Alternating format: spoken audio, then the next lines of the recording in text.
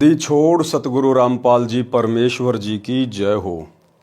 परम पिता परमात्मा सारी सृष्टि के रचनहार कुल मालिक असंख्य ब्रह्मांडों के स्वामी जगत गुरु तीनों लोकों में प्रवेश करके सब का भरण पोषण करने वाले राजाधिराज आत्माधार नाथों के नाथ देवों के देव महादेव सर्वेश्वर महेश्वर मृत्युंजय अजरो अमर आदि अनादि सनातनी प्रभु जगत पिता जगदीश्वर श्री श्री 1008 की उपाधि के वास्तविक अधिकारी अकाल मूरत शब्द स्वरूपी राम वासुदेव सर्वगतम ब्रह्म परम पूज्य प्रथम पूज्य परम संत परम पुरुष परम धनी परम दयालु सत्य कबीर हक्का कबीर अल्लाहु कबीर अल्लाहु अकबर बाखबर अल्लाह ताला जगत के तारणहार जगत के मुक्तिदाता जगत के जगन्नाथ हारे के सहारे हिंदुओं के राम मुसलमानों के अल्लाह सिखों के वाहिगुरु ईसाइयों के मसीह दया के सागर दया निधि करुणा के सागर करुणा निधि स्वयंभू परिभू संकट मोचन कष्ट हरण मंगल करण दुख भंजन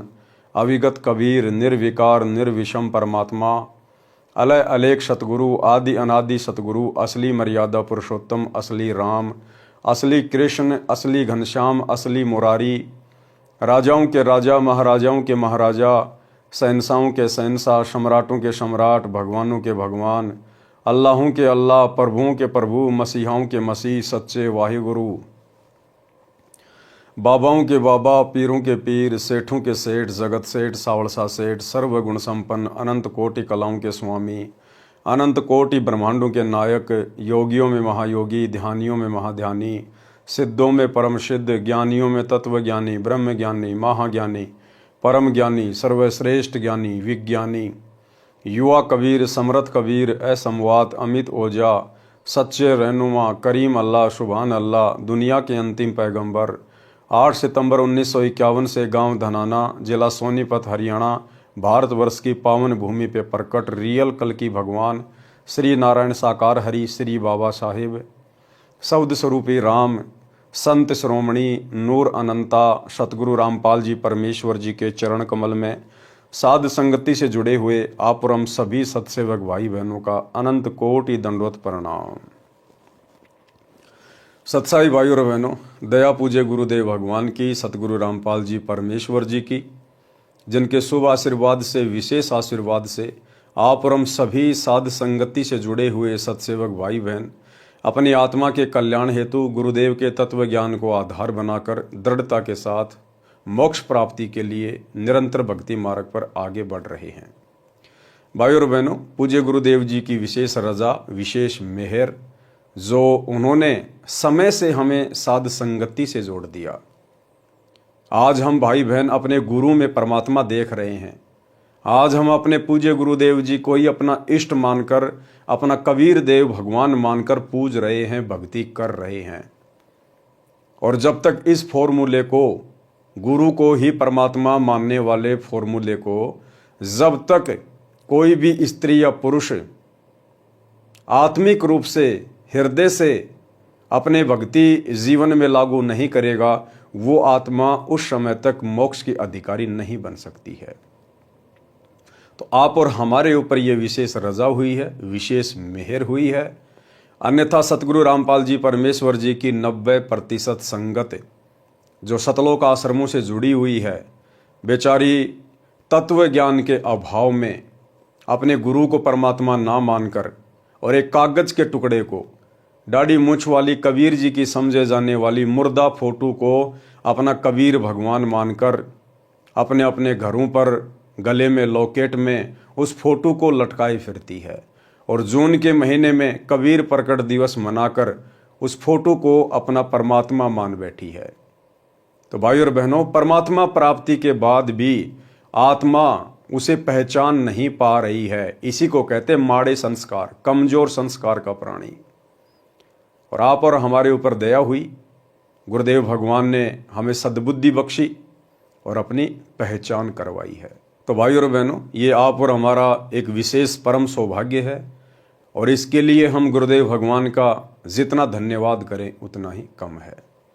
तो भाई और बहनों, पूज्य गुरुदेव जी के कर कमल से लिखित पवित्र पुस्तक मुक्ति बोध के ऊपर वीडियो बनाने की श्रृंखला जारी है। इस श्रृंखला में आज हमारा ये 27वें नंबर का वीडियो है। प्रत्येक वीडियो में पूज्य गुरुदेव जी के आशीर्वाद से आप और हमें भक्ति मार्ग से संबंधित बहुत कुछ नया जानने और सीखने को मिलता है, जिससे कि हमारा विश्वास भक्ति मार्ग पर दृढ़ होता है। तो आज के वीडियो में काशी में जो भंडारा हुआ था, परमेश्वर ने अपनी 18 लाख आत्माओं को 3 दिन तक भोजन करवाया था, साथ में सूखा सामान भी दिया था, एक सोने की मोहर और एक दोहर प्रत्येक खाने के उपरांत उन आत्माओं को दी जा रही थी। उसी भंडारे में कबीर परमेश्वर जी अपना दूसरा रूप केशव रूप बनाकर सभी को भोजन भंडारा करवा रहे थे। और किस प्रकार से कबीर परमेश्वर सतगुरु रामपाल जी भगवान ने अपने ही दूसरे रूप केशव बंजारे को निमित्त बनाकर, आधार बनाकर केशव रूप में सवाल कर रहे हैं और कबीर रूप में जवाब दे रहे हैं। 24 घंटे ज्ञान गोष्ठी चलती है, आत्माओं को समझाया जाता है। तो केशव जी ने किस प्रकार से सवाल किए, क्या क्या बातचीत हुई, और आप और हम भगत भाई बहनों को बहुत गहरी गहरी शिक्षा मिलेगी, क्योंकि परमात्मा ने अपने कर कमल से लिखित इन पुस्तकों में ऐसी ऐसी बातें लिखकर छोड़ रखी हैं, जो बातें गुरुदेव ने आप और हमारी छोटी बुद्धि को देखते हुए सत्संगों में अभी तक सार्वजनिक नहीं की हैं। तो क्या कुछ केशव जी ने सवाल किए और परमात्मा जी ने क्या जवाब दिए। पवित्र पुस्तक मुक्ति बोध, पेज नंबर 329। कबीर जी तथा केशव जी की ज्ञान चर्चा। पारक के अंक की वाणी नंबर 851 886 का सरलार्थ। केशव ने कबीर परमेश्वर से कहा कि हे कबीर, आप इस मलिन देश में किस लिए आए हो। केशव जी ने क्या कहा कबीर परमात्मा से कि आप इस मलिन देश में, इस गंदे देश में, इस नरक में, इस मृत लोक में, जो सबसे गंदा है, सबसे घटिया है, आप यहां पर किस लिए आए, आप यहां पर क्यों आए। यानी सतलोक की तुलना में केशव जी ने इस पृथ्वी लोक को सबसे घटिया लोक बताया है। आप तो सतलोक के सुख सागर के मालिक हो, वहां तो सर्व सुख है, यहां कष्ट के अतिरिक्त कुछ नहीं है। इस पृथ्वी लोक पर, इसी किस ब्रह्मांड में कष्ट के अलावा, दुख के अलावा, परेशानियों के अलावा कुछ भी नहीं है। भाई और बहनों, जिन्हें हम यहाँ के सुख मानते हैं, दरअसल ये भी दुख हैं। लेकिन हम लोग आदी हो चुके हैं और हमारे पास में कोई ऑप्शन नहीं था इसके अलावा, इसलिए हमने इन्हीं सुखों को फाइनल सुख मान लिया। किसी का बेटा नौकरी लग गया, कोई स्वयं नौकरी लग गया, किसी के पास में ज़मीन अच्छी है, किसी के पास में सोना चांदी है, किसी के पास में संपत्ति है, तो वो सोचता है कि मैं धनी आदमी हूँ, मैं सुखी आदमी हूँ। बस इन्हीं बातों को कि मैं दूसरे लोगों से सुखी हूँ, दूसरे लोगों से ज़्यादा मेरे पास में धन है, मकान है, ज़मीन है, इसलिए मैं सबसे सुखी हूँ। परमात्मा कहते हैं झूठे सुखो सुख है ये मान रहा मनमोद, सकल चबीना काल का कुछ मुख में कुछ गोद। और गुरुदेव भगवान कहते हैं कि आपने केवल सुख का नाम सुना है। सुख की यहां पर छींट भी नहीं है, केवल नाम है सुख। जिस प्रकार मीठा मीठा कहने से मुंह मीठा नहीं होता, लेकिन कोई पागल, कोई अनजान मान ले कि मीठा मीठा कहने से मुझे आनंद आ रहा है, मेरा मुंह मीठा हो रहा है, तो वो केवल बातें बना रहा है। उसको अभी वास्तव में मिठाई के विषय में पता ही नहीं है, केवल शब्द सुना है। तो भाई और बहनों, सतलोक की तुलना में केवल यहां पर सुख एक शब्द है, लेकिन सुख का यहां पर आभास भी किसी को नहीं है। यहां के स्वर्ग, महास्वर्ग और जो नकली 4 लोक इस काल ने बना रखे हैं, परमात्मा कहते हैं यहां पर जाकर जो तुम अपने आप को सुखी मानते हो, जिनको तुम सुख कहते हो, केवल ये नाम है, वास्तव में सुख नहीं है। यहां कष्ट के अतिरिक्त कुछ नहीं है। ये तो जीव लोक है, ब्रह्मा विष्णु तथा शिव तक सब जीव हैं, जन्म मृत्यु के चक्कर में हैं। आपने वह सतलोक यानी अमान सुख चैन वाला यानी परम शांति वाला लोक क्यों छोड़ दिया। इस काल लोक के व्यक्ति झूठ कपट की बातें करते हैं, पाप तथा पुण्य के भोग में जन्म मृत्यु के चक्कर में पड़े हैं, महान कष्ट उठा रहे हैं। हे कबीर जी, आप कैसे रह रहे हो? छोड़ क्यों नहीं देते? जहां से आप आए हो वहां तो जगह जगह बाग हैं, गंगा जल जैसे जल के सरोवर हैं, स्थान स्थान पर फंवारे चल रहे हैं, सदा बसंत जैसा मौसम रहता है। इस लोक को देखकर मेरा चित्त भंग हो रहा है, यानी मेरा मन विचलित हो रहा है। केशव जी क्या कह रहे हैं कि हे परमेश्वर, इस गंदे लोक की व्यवस्था को देखकर, यहाँ के प्राणियों को देखकर, इनके शरीरों को देखकर मेरा चित्त भंग हो रहा है, मेरा मन विचलित हो रहा है। भाइयों और बहनों, केशव जी के द्वारा जिस प्रकार की बातें यहाँ के विषय में कही जा रही है, बताई जा रही है, आगे चलकर इसका एक निष्कर्ष निकलेगा, आगे चलकर हमें एक शिक्षा मिलेगी और हमारा विश्वास पूज्य गुरुदेव भगवान में और अधिक दृढ़ होगा। मैं आश्चर्य कर रहा हूं कि ये कैसे लोग हैं। वहां तो सब निवासी मानवों के सिर पर कलंगी शोभा करती है सतलोक में, वहां सुंदर देवांगनाएं यानी देवों की स्त्रियां हैं। यहां तो कोई भी व्यवस्था अच्छी नहीं है, न अच्छे घोड़े हैं, न सफेद हाथी हैं। धन्य है हे कबीर जी, आप पर मैं कुर्बान जाऊं। आपकी ऐसी सामान्य जिंदगी, आपकी ऐसी सामान्य जिंदगी, ये वही कबीर परमात्मा है भाई और बहनों, जो आज ऐसी सामान्य जिंदगी जी रहे हैं। आज परमात्मा जिस कदर अपने मिशन को गति देने के लिए हिसार की छोटी जेल में जाके चुपचाप बैठ गए हैं पिछले 10 वर्षों से, ये काल भी इस परमेश्वर की इस प्रकार की लीलाओं को समझ नहीं पाता और ये भी धोखे में रहता है कि ये वो संत नहीं हो सकता, ये कोई सतलोक से आया हुआ कोई विशेष परमात्मा का भेजा हुआ कोई दूत नहीं हो सकता, ये परमात्मा तो किसी हाल में हो ही नहीं सकता। अगर उसके साथ में इस प्रकार की बदतमीजी कर दी जाए तो भाई वो तो फोड़ के रख दे सब कुछ। लेकिन ये परमात्मा किस प्रकार से अपने आप को छुपा कर लीला कर रहे हैं, काल भी धोखा खा जाता है। आप पर मैं कुर्बान जाऊं आपकी ऐसी सामान्य जिंदगी देखकर। केशव ने कहा कि इस गंदे लोक को छोड़ दे। क्या कह रहे हैं केशव बार बार?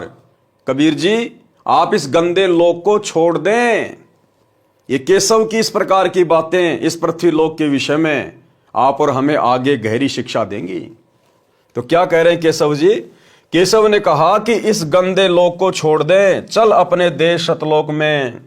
ऊपर सतलोक में हीरों व लालों के पहाड़ है और यहां तो पत्थर के पहाड़ है, पत्थर के पहाड़। ये धरती तो मिट्टी की है, इसके ऊपर कदम रखते ही पाप लगता है। पृथ्वी ऊपर पग जो धारे, करोड़ जीव एक दिन में मारे। परमात्मा कहते हैं इस काल ने हमारे को इस कदर यहां पर उलझा रखा है। एक व्यक्ति जब अपने घर से बाहर कदम रखता है प्रतिदिन और जब शाम को वापस आता है तो कहते हैं रोजाना 1 करोड़ जीवों की हत्या करता है। 1 करोड़ जीवों की, मक्खी, मच्छर, कीट, पतंग, सूक्ष्म जीव, पैरों के नीचे 1 करोड़ जीव प्रतिदिन मारते हैं हम। 1 करोड़। यहां पर पांव भी ना रखना। इन सब का मुर्द फरोसी पिंड यानी नासवान शरीर है। ये तो जन्मते और मरते हैं। सतलोक में अमर शरीर है। सतलोक में जीवात्माओं को जो शरीर प्राप्त है वो नूरी शरीर है, एक तत्व से बना हुआ है। वो मुर्द फरोसी शरीर नहीं है, वो मरता नहीं है, नष्ट नहीं होता है, अविनाशी शरीर है। सतलोक में अमर शरीर है। यहाँ के स्त्री पुरुष आपस में गांडी बडूका खेल ही यानी मिलन करते हैं। अब देखो भाई और बहनों, ये हैं वो बातें, विशेष बातें जो गुरुदेव ने कभी भी अपने सत्संगों में विशेष जोर देकर नहीं कही। यदि ये परमात्मा उस समय अपने सत्संगों में ये गहरी गहरी बातें कहने लग जाते तो शायद आज आप और हम भाई बहन भक्ति पर ही ना टिक पाते। लेकिन गुरुदेव को पता था कि एक समय आएगा। वर्तमान में तो मैं इनकी नींव भर रहा हूं, इनको भक्ति मार्ग की ABCD सुना रहा हूं।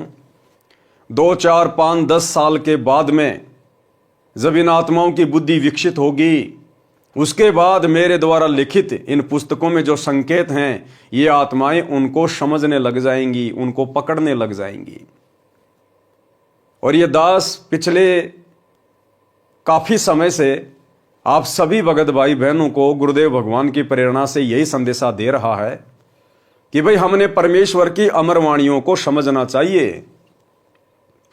गुरुदेव कहते हैं भक्ति मार्ग पर पति पत्नी मिलन, पति पत्नी व्यवहार, ये भोग विलास, विषय वासना, ये सबसे ज्यादा हानिकारक है।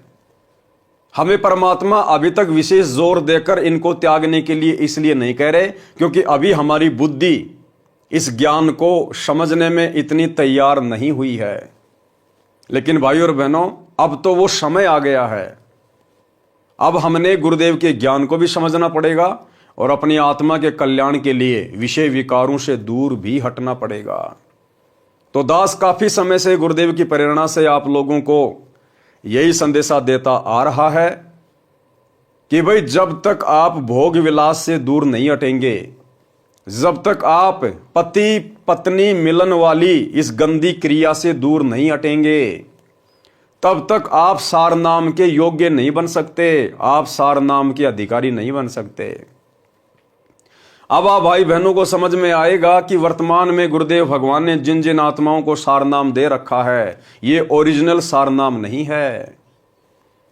ये तो भाई बहन जबरदस्ती अपनी जो प्रतिक्रिया दिया करते थे सत्संग सुनने के बाद, उतावले हो जाते थे, गुरुजी हमें सार नाम दे दो, गुरुजी हमें सार नाम दे दो, हमें सार नाम कब मिलेगा, कब मिलेगा।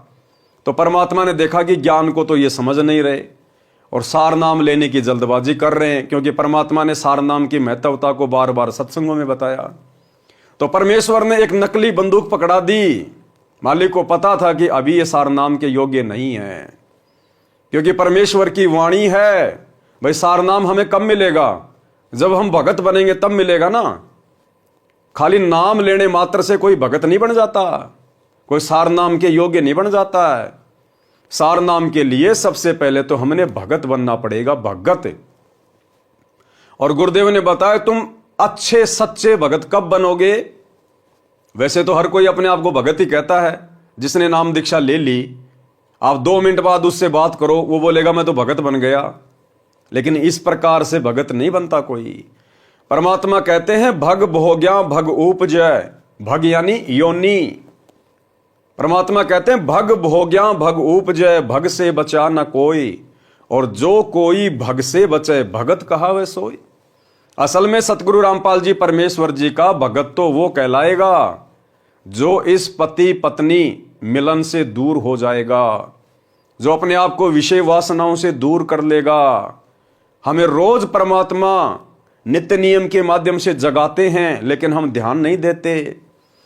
गुरुदेव कहते हैं कामी क्रोधी लालची इनसे भक्ति ना होए, और भक्ति करे कोई सूरमा जाति वर्ण कुल खोए। कामी कौन होता है? कामी जो विषय वासनाओं में डूबा हुआ है, जो अभी भी भोग विलासिता में डूबा हुआ है। कहते हैं कामी क्रोधी लालची इनसे भक्ति नहीं हो सकती। आप भक्ति पर लग जरूर जाओगे, आप गुरु से उपदेश जरूर ले लोगे, आप 3 समय की आरती भी करोगे, मंत्र भी करोगे, सत्संग भी सुनोगे, लेकिन ये काल विषय वासनाओं को लेकर आपके अंदर सदा खलबली मचाए रखेगा। आप सारा दिन भक्ति करके थोड़े बहुत भाव बनाओगे, और ये काल 2 मिनट की विषय वासनाओं की उथल पुथल में आपके सारे भाव बिगाड़ देगा, आपके मन को विचलित कर देगा। इसलिए गुरुदेव भगवान कहते हैं कि यदि एक सच्चा भगत बनना है तो सबसे पहले आपने इन विषय विकारों से अपने गुरुदेव से प्रार्थना करके भक्ति पर ज्यादा जोर देके दूर हटना पड़ेगा। उसके बाद हम सार नाम के योग्य बनेंगे, सार नाम के अधिकारी बनेंगे। ये सार नाम कोई आलू टमाटर नहीं है जो परमात्मा आपको यूं ही बांट देगा, ले बेटा ले बेटा। इस सार नाम को सुरक्षित रखने के लिए परमात्मा ने धर्मदास जी को जिंदा समाधि दे दी। नानक जी से, अन्य महापुरुषों से परमात्मा ने सौगंध निकलवा दी थी, प्रतिज्ञा करवा ली थी कि आपने किसी को बताना भी नहीं है ये सार नाम क्या वस्तु है। और वर्तमान में गुरुदेव भगवान के जेल जाने के बाद आप देख रहे हैं किस प्रकार से गुरुदेव के कलयुगी परिवार ने, उनके बेटा बेटी भाई बंधु रिश्तेदारों ने, इन आश्रमों में कोऑर्डिनेटरों ने आलू टमाटर की तरह सार नाम को 15-15 हजार रुपए के चक्कर में 20-20 हजार रुपए के लिए, क्योंकि वर्तमान में पाठ प्रकाश की कीमत 25 हजार रुपए कर दी गई है, तो 25-25 हजार के लिए, 15-15 हजार के लिए किस प्रकार से सार नाम को आलू टमाटर बना दिया गया है। भले कोई मर्यादा में है या नहीं है, आपको सतनाम मिले हुए 5 साल हो गए, आप सतलोक आश्रमों में रेगुलर आ रहे हैं, आप नामदान सेंटरों पे जा रहे हैं, आप सतलोक आश्रम मैनेजमेंट हरियाणा के हर पीले पर्चे को मान रहे हैं, तो आप जी सार नाम के योग्य बन गए और आपको डेट दे दी जाएगी, फला फला डेट को सार नाम लेने के लिए धनाना आश्रम में आ जाइए। आप चाहे धनाना आश्रम में एंट्री करने से पहले सिगरेट का पूरा डब्बा पी के जाइए, फिर भी आपको सार नाम मिल जाएगा, क्योंकि वहां जो सार नाम देने वाला है वो आप जैसा 2 कोड़ी का जीव है। उसको क्या पता आप मर्यादा तोड़ के आए हैं या मर्यादा में हो। तो भाई और बहनों, ये काल प्रेरणा से धर्म को धंधा बनाकर केवल एक पाखंड चल रहा है। ओरिजिनल सार नाम के योग्य हम उस समय बनेंगे जब हम विषय वासनाओं से पूरी तरह से पाक साफ हो जाएंगे। तो गुरुदेव भगवान ने क्या कहा है यहां पर, वर्तमान में जो भगत भाई बहन इतना तत्व ज्ञान लेकर भी और विशेषकर सतनाम लेने के बाद भी जो भाई बहन पति पत्नी मिलन में हैं, जो भोग विलास में हैं, जिन्होंने शारीरिक संबंध बनाने नहीं छोड़े हैं, परमात्मा कहते हैं वो तो गांडी बडूका खेल रहे हैं। गांडी बडूका यानी केशव जी ने गाड़ी दी है, गाड़ी। जैसे आप और हम भगत भाई बहन पहले कह दिया करते थे एक दूसरे को ज्ञान के अभाव में, ए गांडू इधर आ। तो गांडू का मतलब क्या होता है, जो अभी उसी वस्तु के पीछे पड़ा हुआ है, जो अभी योनि के चक्कर में पड़ा हुआ है, विषय वासनाओं में सना हुआ है, उसको गांडू कहते थे। और परमात्मा ने उसी चीज को क्या कहा, गांडी बडूका। तो केशव जी क्या कह रहे हैं कि यहां के लोग कितने गंदे हैं, ये कैसे भक्ति करेंगे आपकी, कैसे इनके अंदर आपकी भक्ति प्रवेश करेगी परमात्मा। ये तो गांडी बडूका खेल ही, ये तो गांडी बडूका का खेल खेल रहे हैं। अभी भी इन लोगों को समझ में नहीं आई कि तुमने सतलोक भी जाना है। ये ज्ञान तुम्हें धरती पर कौन दे रहा है, तुम्हारा मनुष्य जीवन प्राप्त करने का टारगेट क्या है, मकसद क्या है, लक्ष्य क्या है। इन लोगों को कुछ भी समझ में नहीं आ रहा परमात्मा। ये तो आपसे इतना ज्ञान लेने के बाद भी गांडी बडूका का खेल खेल रहे हैं, गांडी बडूका का, और उम्मीद कर रहे हैं सतलोक जाने की, सार नाम लेने की। सार नाम तो उस समय देगा परमात्मा जब हम ये गांडी बडूका का खेल खेलना बंद करेंगे। तो क्या कह रहे हैं परमात्मा, यहां के स्त्री पुरुष आपस में, स्त्री और पुरुष आपस में गांडी बडूका खेल ही यानी मिलन करते हैं, मिलन।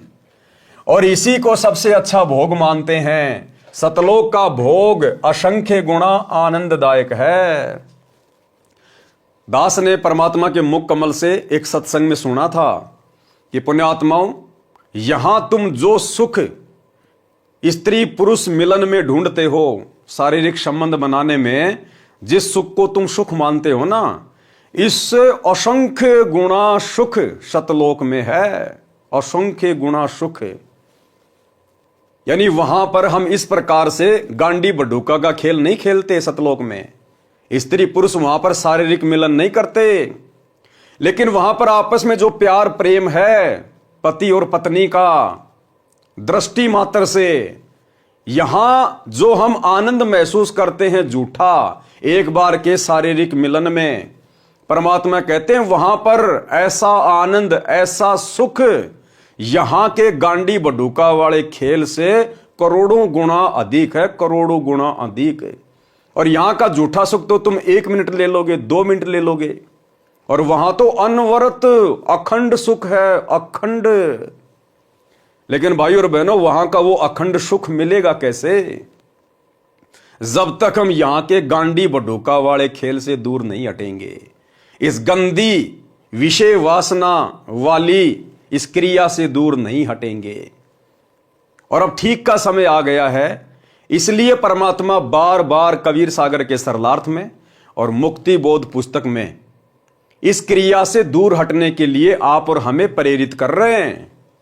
यानी परमात्मा खुल के नहीं कहना चाहते, लेकिन इस पुस्तक में परमात्मा ने हर प्रकार से लिख दिया है और खुलकर कहने के लिए, समझाने के लिए इस पवन दास नाम के 2 कौड़ी के कुत्ते को खड़ा कर दिया है कि भाई अगर मैं डायरेक्टली कहूंगा तो ये आत्माएं नाराज हो जाएंगी कि लो भाई, अब तो गुरुजी ने स्त्री पुरुष मिलन के लिए भी मना कर दिया है। क्या बच्चों की शादियां नहीं करें? क्या बच्चों की रमेणियां नहीं करें? अरे उन बच्चों की रमेणी करो, उन बच्चों की शादी करो जिनको यहीं पर आजीवन जन्म जन्म ये गांडी बड्ढूका का खेल खेलना है। आप सोच भी कैसे सकते हैं अगर आपको ये ज्ञान समझ में आ गया तो?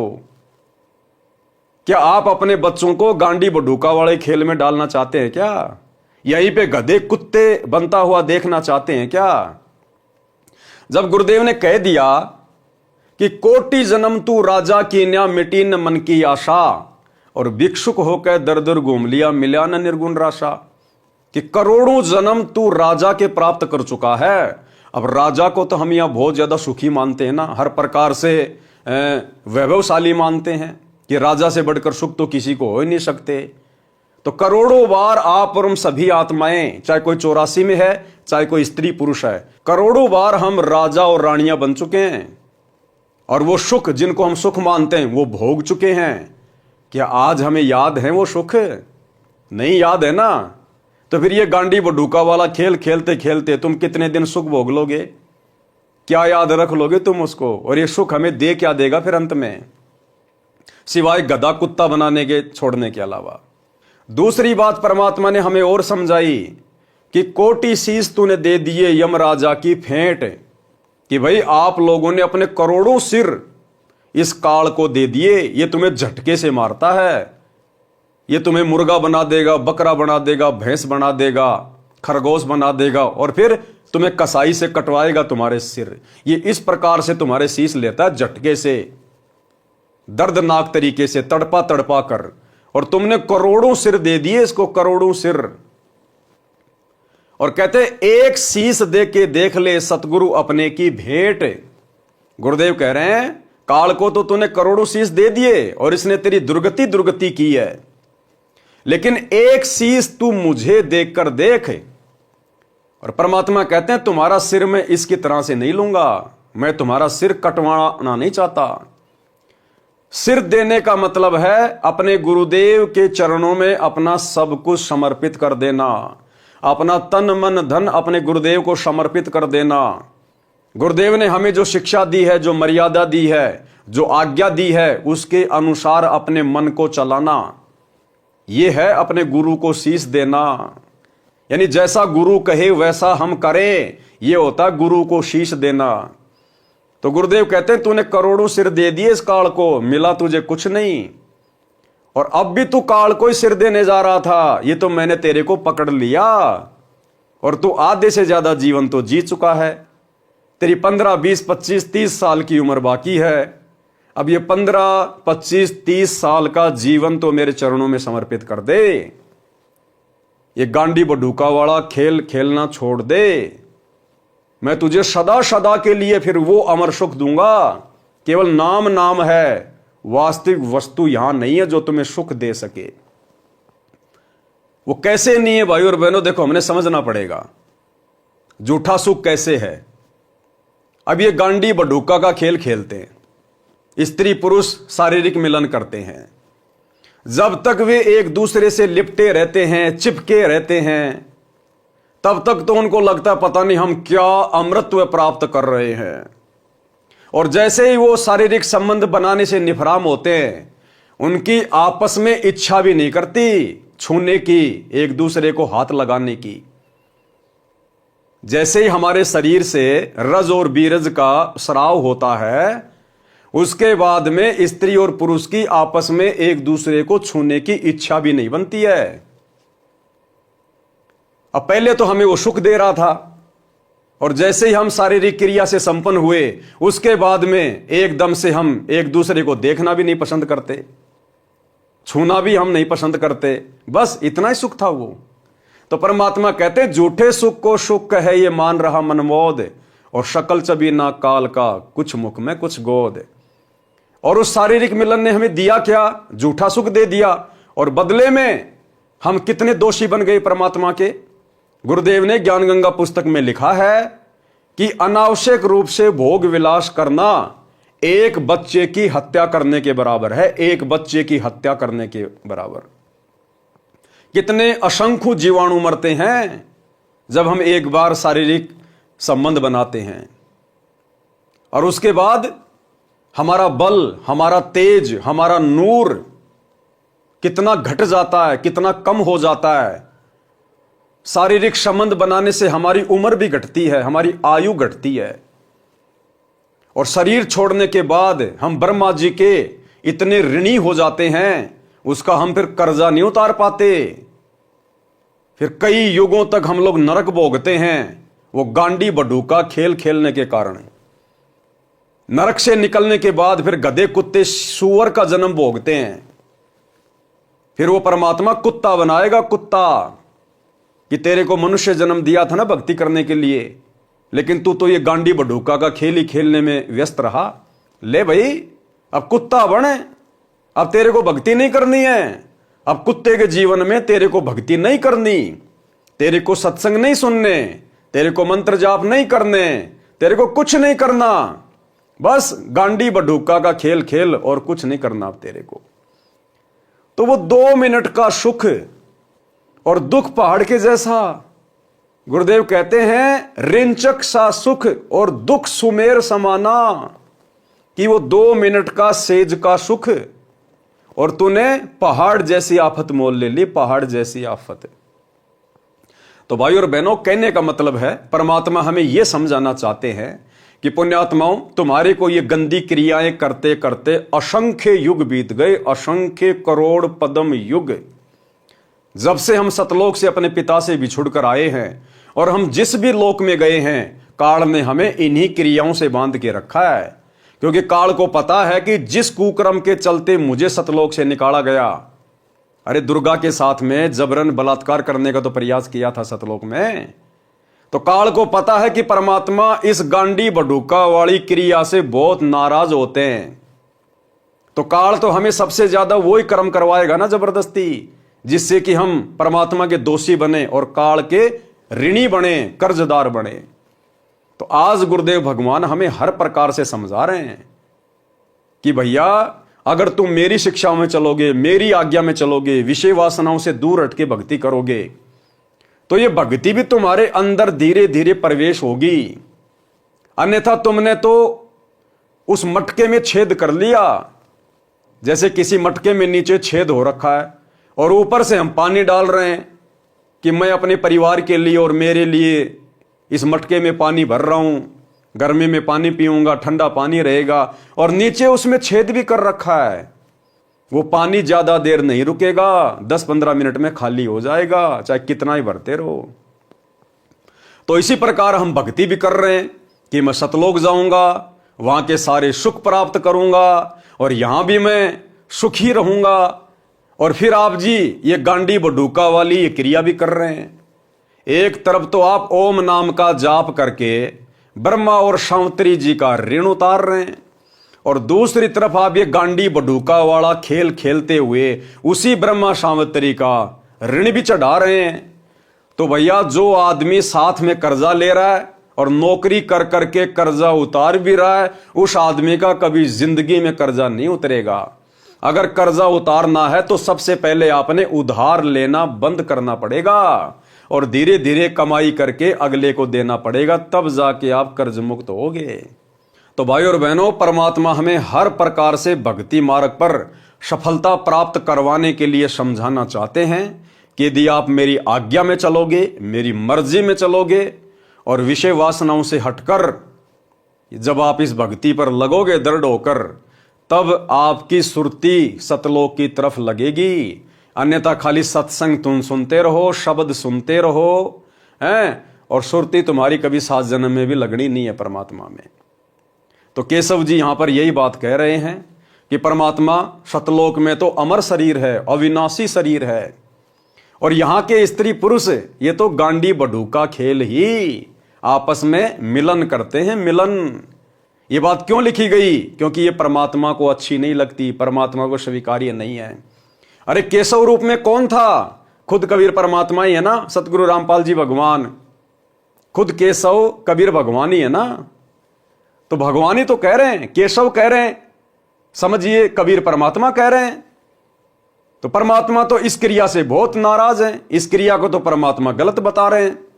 तो हमारे भगवान जिस क्रिया के करने से खुश नहीं है, उस क्रिया को खुशी खुशी करके आप और हम कैसे अपने भगवान को खुश कर सकते हैं? 7 जन्म में नहीं कर सकते। तो भाई और बहनों, समझदार को तो संकेत ये काफी है कि आपने यदि इसी जन्म में सतलोक प्राप्त करना है, पूर्ण मोक्ष प्राप्त करना है और सतलोक के योग्य बनना है, सारनाम के योग्य बनना है, तो आपने किन किन क्रियाओं से अपने आप को दूर करना पड़ेगा। यहां के स्त्री पुरुष आपस में गांडी बडूक का खेल ही, यानी मिलन करते हैं, सेक्स करते हैं, और इसी को सबसे अच्छा भोग मानते हैं। सतलोक का भोग असंख्य गुणा आनंददायक है। सब मानव यानी स्त्री पुरुष के शरीर में नरक भरा है, नसों में रुधिर भरा यानी खून भरा हुआ है, थूक भरा है, विष्टा यानी टट्टी भरा हुआ है। ये दिन रात इसी नरक में भरे शरीर में मस्त रहते हैं। फिर कुत्ते गधे बनते हैं, यमदूत इनके ऊपर घात मारने के लिए छुपकर दांव लगाए रहता है। इस काल लोक की पृथ्वी की 100 योजन यानी 1 योजन 12 किलोमीटर के समान होता है, यानी 1200 किलोमीटर ऊपर तक दुर्गंध जाती है। इस पृथ्वी की बदबू, कितने लोग लैट्रिन करते हैं, पेशाब करते हैं, फैक्ट्रियों का धुआं है, गंदा पानी है, केमिकल है। परमात्मा कहते हैं 1200 किलोमीटर तक तो इस पृथ्वी से ऊपर इसकी बदबू जाती है, बदबू। और ये जीव स्त्री पुरुष इस पृथ्वी पे रह रहे हैं, जड़ में रह रहे हैं। ये रह कैसे रहे परमात्मा? केशव जी सोच सोच कर चिंतित हो रहे हैं कि परमात्मा ये इंसान यहां पर रह कैसे रहे हैं। हे कबीर जी, ये सब अहंकारी जीव हैं, इनको कैसा ज्ञान और ध्यान बताया जा सकता है? ये कैसे भक्ति करेंगे?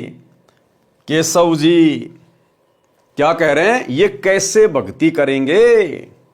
एक गहरी शिक्षा मिलेगी भाई और बहनों। दास आपको पहले से कहता आ रहा है, केशव जी की इन तमाम बातों को ध्यान रखना जो इस पृथ्वी लोक के विषय में कह रहे हैं, आप और हमारे विषय में कह रहे हैं। ये कैसे भक्ति करेंगे? हे कबीर जी, आप इनमें कहां फंसे बैठे हो? क्या कह रहे हैं केशव जी? आप इनमें कहां फंसे बैठे हो? और वो शिक्षा ये है भाई और बहनों, केशव जी स्वयं कबीर परमात्मा ही थे और उसके बावजूद भी केशव जी ने हाथ खड़े कर लिए। यहां की गंदी व्यवस्था को देखकर, यहां के गंदे स्त्री और पुरुषों को देखकर, इस गंदे शरीर को देखकर, हमारे हार व्यवहार को देखकर केशव ने भी हाथ खड़े कर लिए कि हे परमात्मा, आप यहां से निकल क्यों नहीं चलते? आप इस गंदे लोक में क्यों पड़े हो? आप इनसे कैसे भक्ति करवाओगे? ये कैसे भक्ति कर पाएंगे? अब सोचिए भाई और बहनों, जो भाई बहन अपनी अज्ञानता के चलते ये मानते हैं कि हमारे गुरुजी सतगुरु रामपाल जी तो कबीर जी के अवतार हैं, कबीर जी के द्वारा भेजी गई आत्मा हैं, कबीर जी के द्वारा सतलोक से भेजे गए उनके दास हैं, कोई संदेश वाहक हैं। तो भाई कबीर के द्वारा भेजा गया सतलोक से कोई प्राणी, कोई जीव, कोई आत्मा, कोई दास, कोई संदेश वाहक इस पृथ्वी लोक पर आकर पृथ्वी लोक के निवासियों को भक्ति नहीं करवा सकता। अरे केशव जी तो सतलोक से आए थे ना, केशव भी तो सतलोक से आए थे ना। और केशव कोई आत्मा नहीं थी, परमात्मा की टू कॉपी थी। परमात्मा कबीर जी की टू कॉपी थी, यानी कबीर परमेश्वर का दूसरा रूप था। और कबीर परमात्मा के दूसरे रूप ने भी, जो सतलोक की अन्य आत्माओं से सर्वश्रेष्ठ है, उस कबीर परमात्मा के दूसरे रूप ने, केशव ने भी हाथ खड़े कर लिए और कबीर जी को कह रहे हैं आप इनसे कैसे भक्ति करवाओगे? तो भला सतलोक से परमात्मा के द्वारा भेजी गई कोई आत्मा इस पृथ्वी पर आप और हमें कैसे भक्ति युक्त कर सकती है? कैसे वो इतना संघर्ष कर सकता है? कैसे वो भक्ति करवा सकता है? इसलिए भाई और बहनों, कबीर परमात्मा खुद ही अवतार धारण करके आते हैं।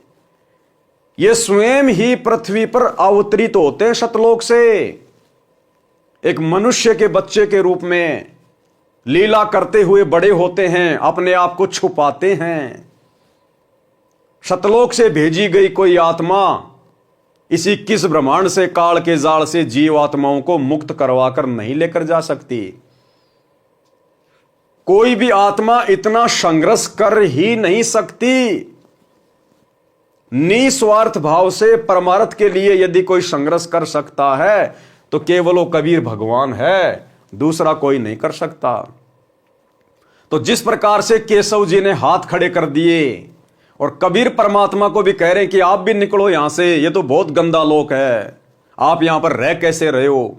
तो सोचिए, यदि कबीर भगवान ने संत रामपाल जी को अपनी आत्मा के रूप में धरती पे भेजा है तो भाई फिर किसी का मोक्ष संभव नहीं है। आत्मा से आत्मा का मोक्ष संभव नहीं हो सकता।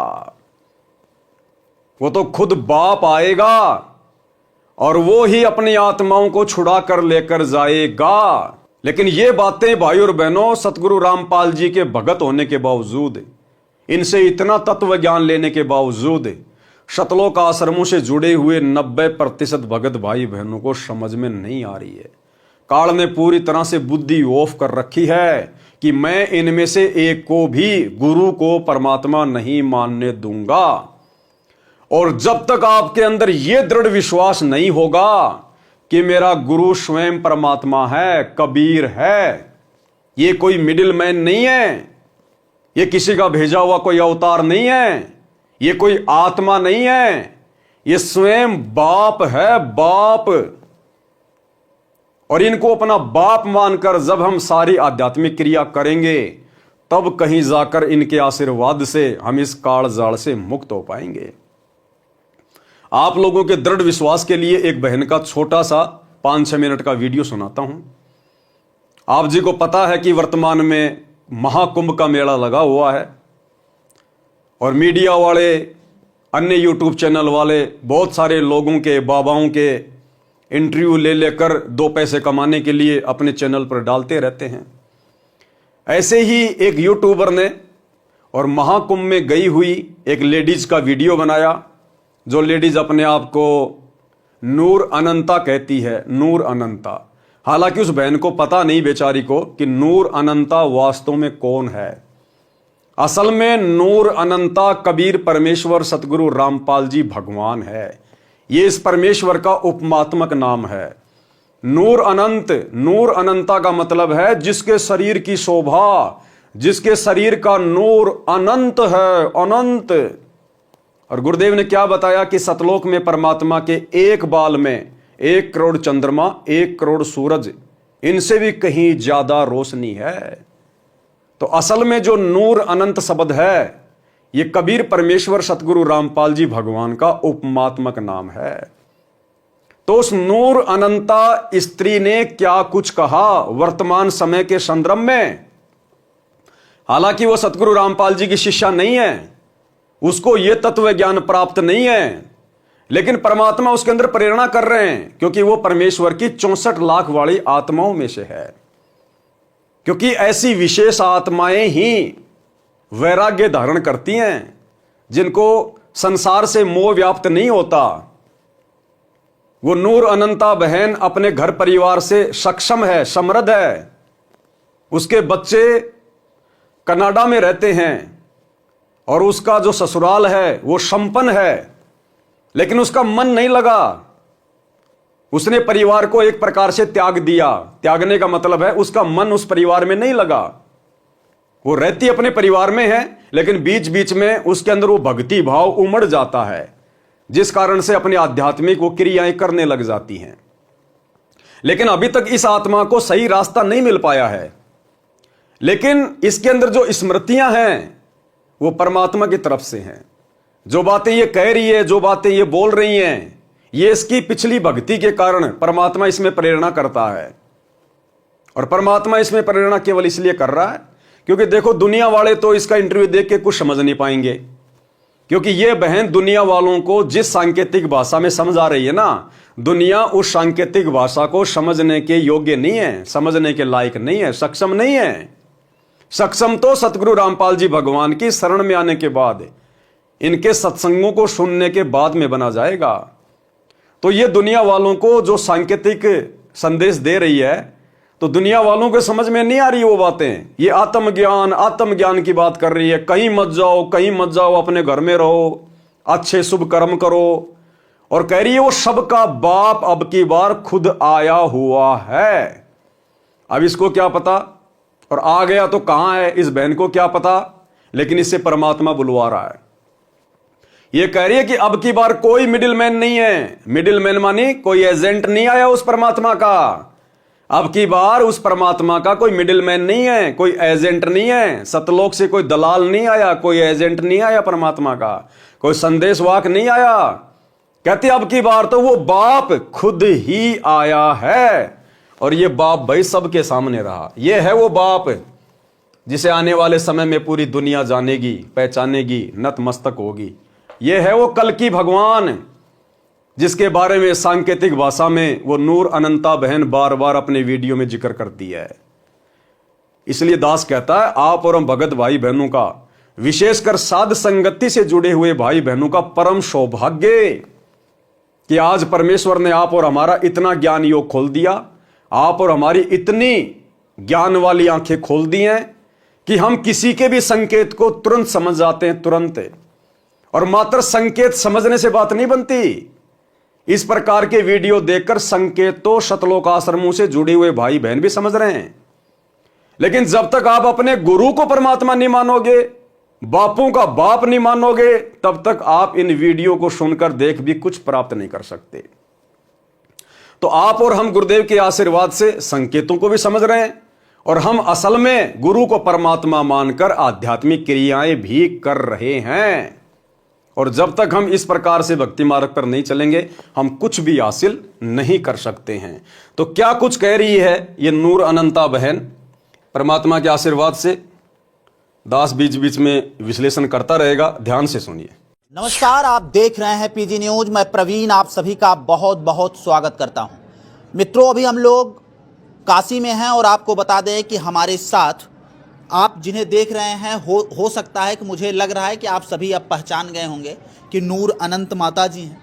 और आपको बता दें कि माता जी महाकुंभ को लेकर कई ऐसी भविष्यवाणियाँ की थी जो कि वीडियो जो है वो इंटरनेट पे पड़ी और इंटरनेट पर लोगों ने खूब प्यार दिया, आशीर्वाद दिया। और आपको बता दें कि माँ ने जो भी बातें बताई थी कुंभ में खड़ी होके गंगा जी के किनारे, वो सारी बातें जो है आज सत्य हो गई। माता जी ने कहा था कि अब की बार महाकुंभ में कुछ अलग होने वाला है। कुछ अलग का संकेत जो था वो वही था कि कुछ इस प्रकार की बातें होंगी जिनकी चर्चा पूरी दुनिया में होगी, और सही बात वही हुआ। माता जी का और साफ तौर से एक कहना था कि इसमें वही लोग बचेंगे जो पुण्य का काम कर रहा है और जो अच्छा कर्म कर रहा है, वही लोग बचेंगे, नहीं तो कुछ न कुछ तो जरूर होगा। और ऐसे में अगर बात करें तो महाकुंभ में 2 बार आगजनी की घटनाएं हुई, और अगर बात करें तो भगदड़ हुई, और भगदड़ में हम बात करें कई लोग जो है अपने को खो दिया। अब वो इस दुनिया में नहीं है। सरकार के जो आंकड़े हैं वो 30 का आंकड़ा है, लेकिन अगर हम दैनिक भास्कर की रिपोर्ट की बात करें तो दैनिक भास्कर जो है वो 1500 का रिपोर्ट बता रही है। अब आखिरकार क्या कुछ सच्चाई है इस पे तो हम नहीं बात कर सकते हैं, लेकिन फिलहाल हम अगर बात करें तो आगे को लेकर क्या कुछ चल रहा है माता जी के मन में, ये तमाम सवाल हमारे मन में हैं और वो हम माता जी से बातचीत कर सकते हैं। माता जी, एक बार फिर से आपका पीजी न्यूज़ चैनल में बहुत बहुत स्वागत है। हर हर महादेव, घर घर महादेव। अभी माता जी आप काशी में हैं और जो कुछ हुआ महाकुंभ में सब आपने टीवी के माध्यम से, और हमें लगता है कि आपने सब कुछ देखा। अभी क्या महसूस कर रहे हैं? आप काशी में हैं और इस समय क्या कुछ महसूस कर रही हैं? देखिए, ये तो अभी आप लोगों को पता चल गया होगा कि जो भी बता रहे थे वो सब चीज़ें वैसे ही सामने आ रही है। क्या होता है कि है तो बहुत कुछ, लेकिन बहुत चीज़ें ऐसी गुप्त होती है जो हम लोग खुलकर नहीं रख सकते हैं। बहुत सारी ऐसी क्रियाएं होती है जो उस तरह से मतलब प्रेजेंट नहीं की जा सकती जी। अब देखिए, ये जो कुंभ है, देख रहे होंगे कि मतलब ये वैसे भी इतिहास में इतनी गैदरिंग जो है अब सबको पता चल गया कि पहली और ये है आखिरी। हाँ। सिर्फ गैदरिंग पहली नहीं है हाँ। कि आगे जाके ये है भी आखिरी, ये आखिरी अच्छा, बात। इसके बाद अगर हम बात करें माता जी, तो इतना ये नूर अनंता बहन कह रही है कि जिस प्रकार से आपने कुंभ में जो भीड़ देखी है, जो गैदरिंग देखी है, ये आखिरी गैदरिंग है, ये आखिरी भीड़ है। इसके बाद दुनिया में कभी भी इस प्रकार की भीड़ आपको देखने को नहीं मिलेगी। बिल्कुल सत्य बात है भाई और बहनों। देखो, आने वाले समय में आप और हम भगत भाई बहनों को तो पता ही है कि पूरी दुनिया में यदि भक्ति चलेगी तो सतगुरु रामपाल जी की चलेगी।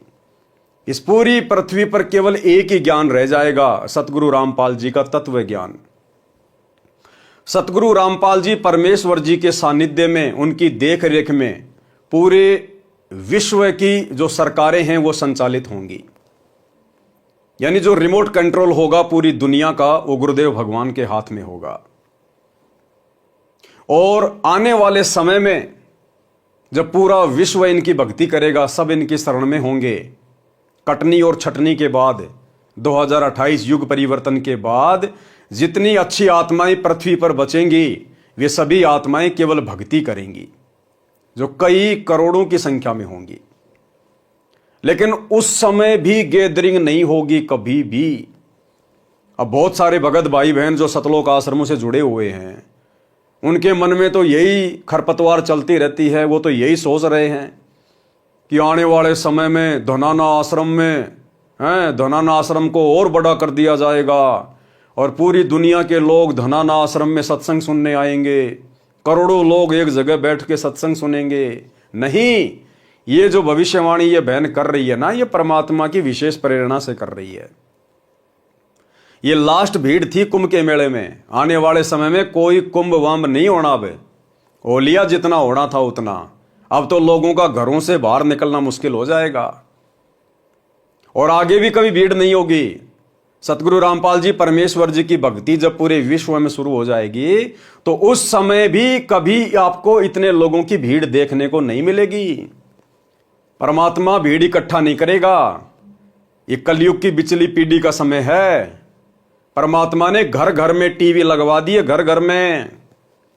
हर एक के हाथ में परमात्मा ने मोबाइल दे दिए, हर एक के हाथ में।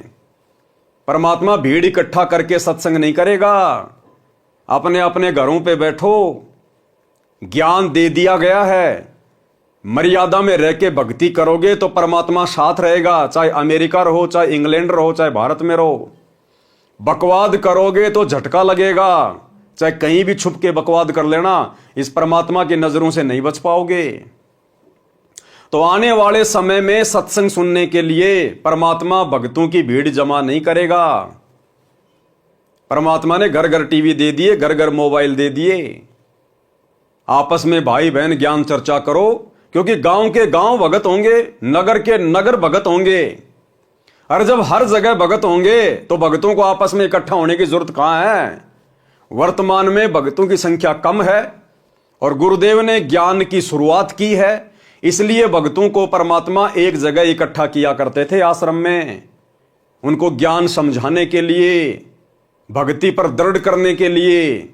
जब आने वाले समय में घर घर में परमात्मा का ज्ञान होगा, गांव गांव में परमात्मा के भगत होंगे, तो फिर उन भगतों को आपस में मिलने के लिए किसी एक आश्रम में इकट्ठा होने की जरूरत नहीं पड़ेगी। सत्संग सुनने के लिए भक्तों को आश्रम में इकट्ठा होने की जरूरत नहीं पड़ेगी। जैसे वर्तमान में आप देख रहे हैं, हिसार जेल से परमात्मा अपने विशेष संदेश भेज रहे हैं। क्या परमात्मा भक्तों को इकट्ठा कर रहे हैं? नहीं, ये सोशल मीडिया दे दी परमात्मा ने। यूट्यूब पर डालो और लाखों भगत अपना सुनो। और गुरुदेव ने भी एक सत्संग में स्पष्ट कर दिया कि परमात्मा ने घर घर में आश्रम बना दिए, घर घर में आश्रम। और गुरुदेव कह रहे हैं कि 4-5 लाख लोगों को हम किसी आश्रम में इकट्ठा करके भी सत्संग नहीं सुना सकते। और अब यूट्यूब पर, सोशल मीडिया पर 5-5 लाख बच्चे एक ही दिन में सत्संग सुन रहे हैं। बच्चों, वो ठीक का दिन आ गए। चारों तरफ डंका बोल गया दाता का। एक समय में 4-5 लाख बच्चे सत्संग सुन रहे। इतना बड़ा हम आश्रम बना कभी नहीं सुना सकते थे। एक बंदी छोड़ सारा संसार आश्रम बन गया मेरे बंदी छोड़ का, घर घर आश्रम बन गया। और अपने बच्चों को ऊपर किसी कृपा कर दी मेरे दाता ने। बच्चों फिर क्या बताते हैं, तो परमात्मा ने सोशल मीडिया को प्रथम महत्व दे दिया। क्या वो भगवान 5 लाख लोगों को भी किसी आश्रम में बैठा कर सत्संग नहीं सुना सकता? ये धनाना आश्रम वाले, गुरुदेव के परिवार वाले ये दावा करते हैं कि सतलोक आश्रम धनाना में एक बार में 10 लाख लोग बैठकर सत्संग सुन सकते हैं। अरे लेकिन गुरुदेव भगवान ने तो रिजेक्ट कर दिया उस धनाना को। गुरुदेव तो कह रहे हैं हम 5 लाख लोगों को भी एक ही समय में बैठाकर सत्संग नहीं सुना सकते। इसका मतलब क्या है? आने वाले समय में परमात्मा आश्रमों में भक्तों को इकट्ठा नहीं करेगा, भीड़ इकट्ठी नहीं करेगा। परमात्मा एक जगह रहेंगे और ये दुनिया भर के टीवी चैनल ये परमात्मा की तरफ 24 घंटे अपने कैमरे करके खड़े रहा करेंगे। 24 घंटे।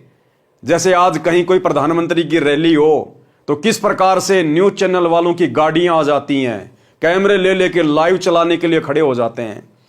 इसी प्रकार आने वाले समय में इस प्रधानमंत्रियों के प्रधानमंत्री के आगे, राष्ट्रपतियों के राष्ट्रपति के आगे, सतगुरु रामपाल जी परमेश्वर जी के आगे, जहां भी ये परमात्मा रहेंगे, ये न्यूज चैनल वाले इनके सत्संगों को लाइव चलाने के लिए 24 घंटे वहां बाहर खड़े रहेंगे। बाहर जैसे कुत्ता रोटी के टुकड़े के इंतजार में रहता है ना, ऐसे ये न्यूज चैनल वाले जो आज सिवाय बकवाद के कुछ नहीं दिखा रहे, आने वाले समय में परमात्मा की एक बाइट के लिए, परमात्मा के एक सत्संग के लिए आश्रम के बाहर गाड़ियां ले लेके डेरे डाल के पड़े रहेंगे। डेरे डाल के, जैसे पुलिस वाले चुनाव के समय तंबू लगा लगा के बिल्डिंगों के बाहर रात को जो है रहते हैं।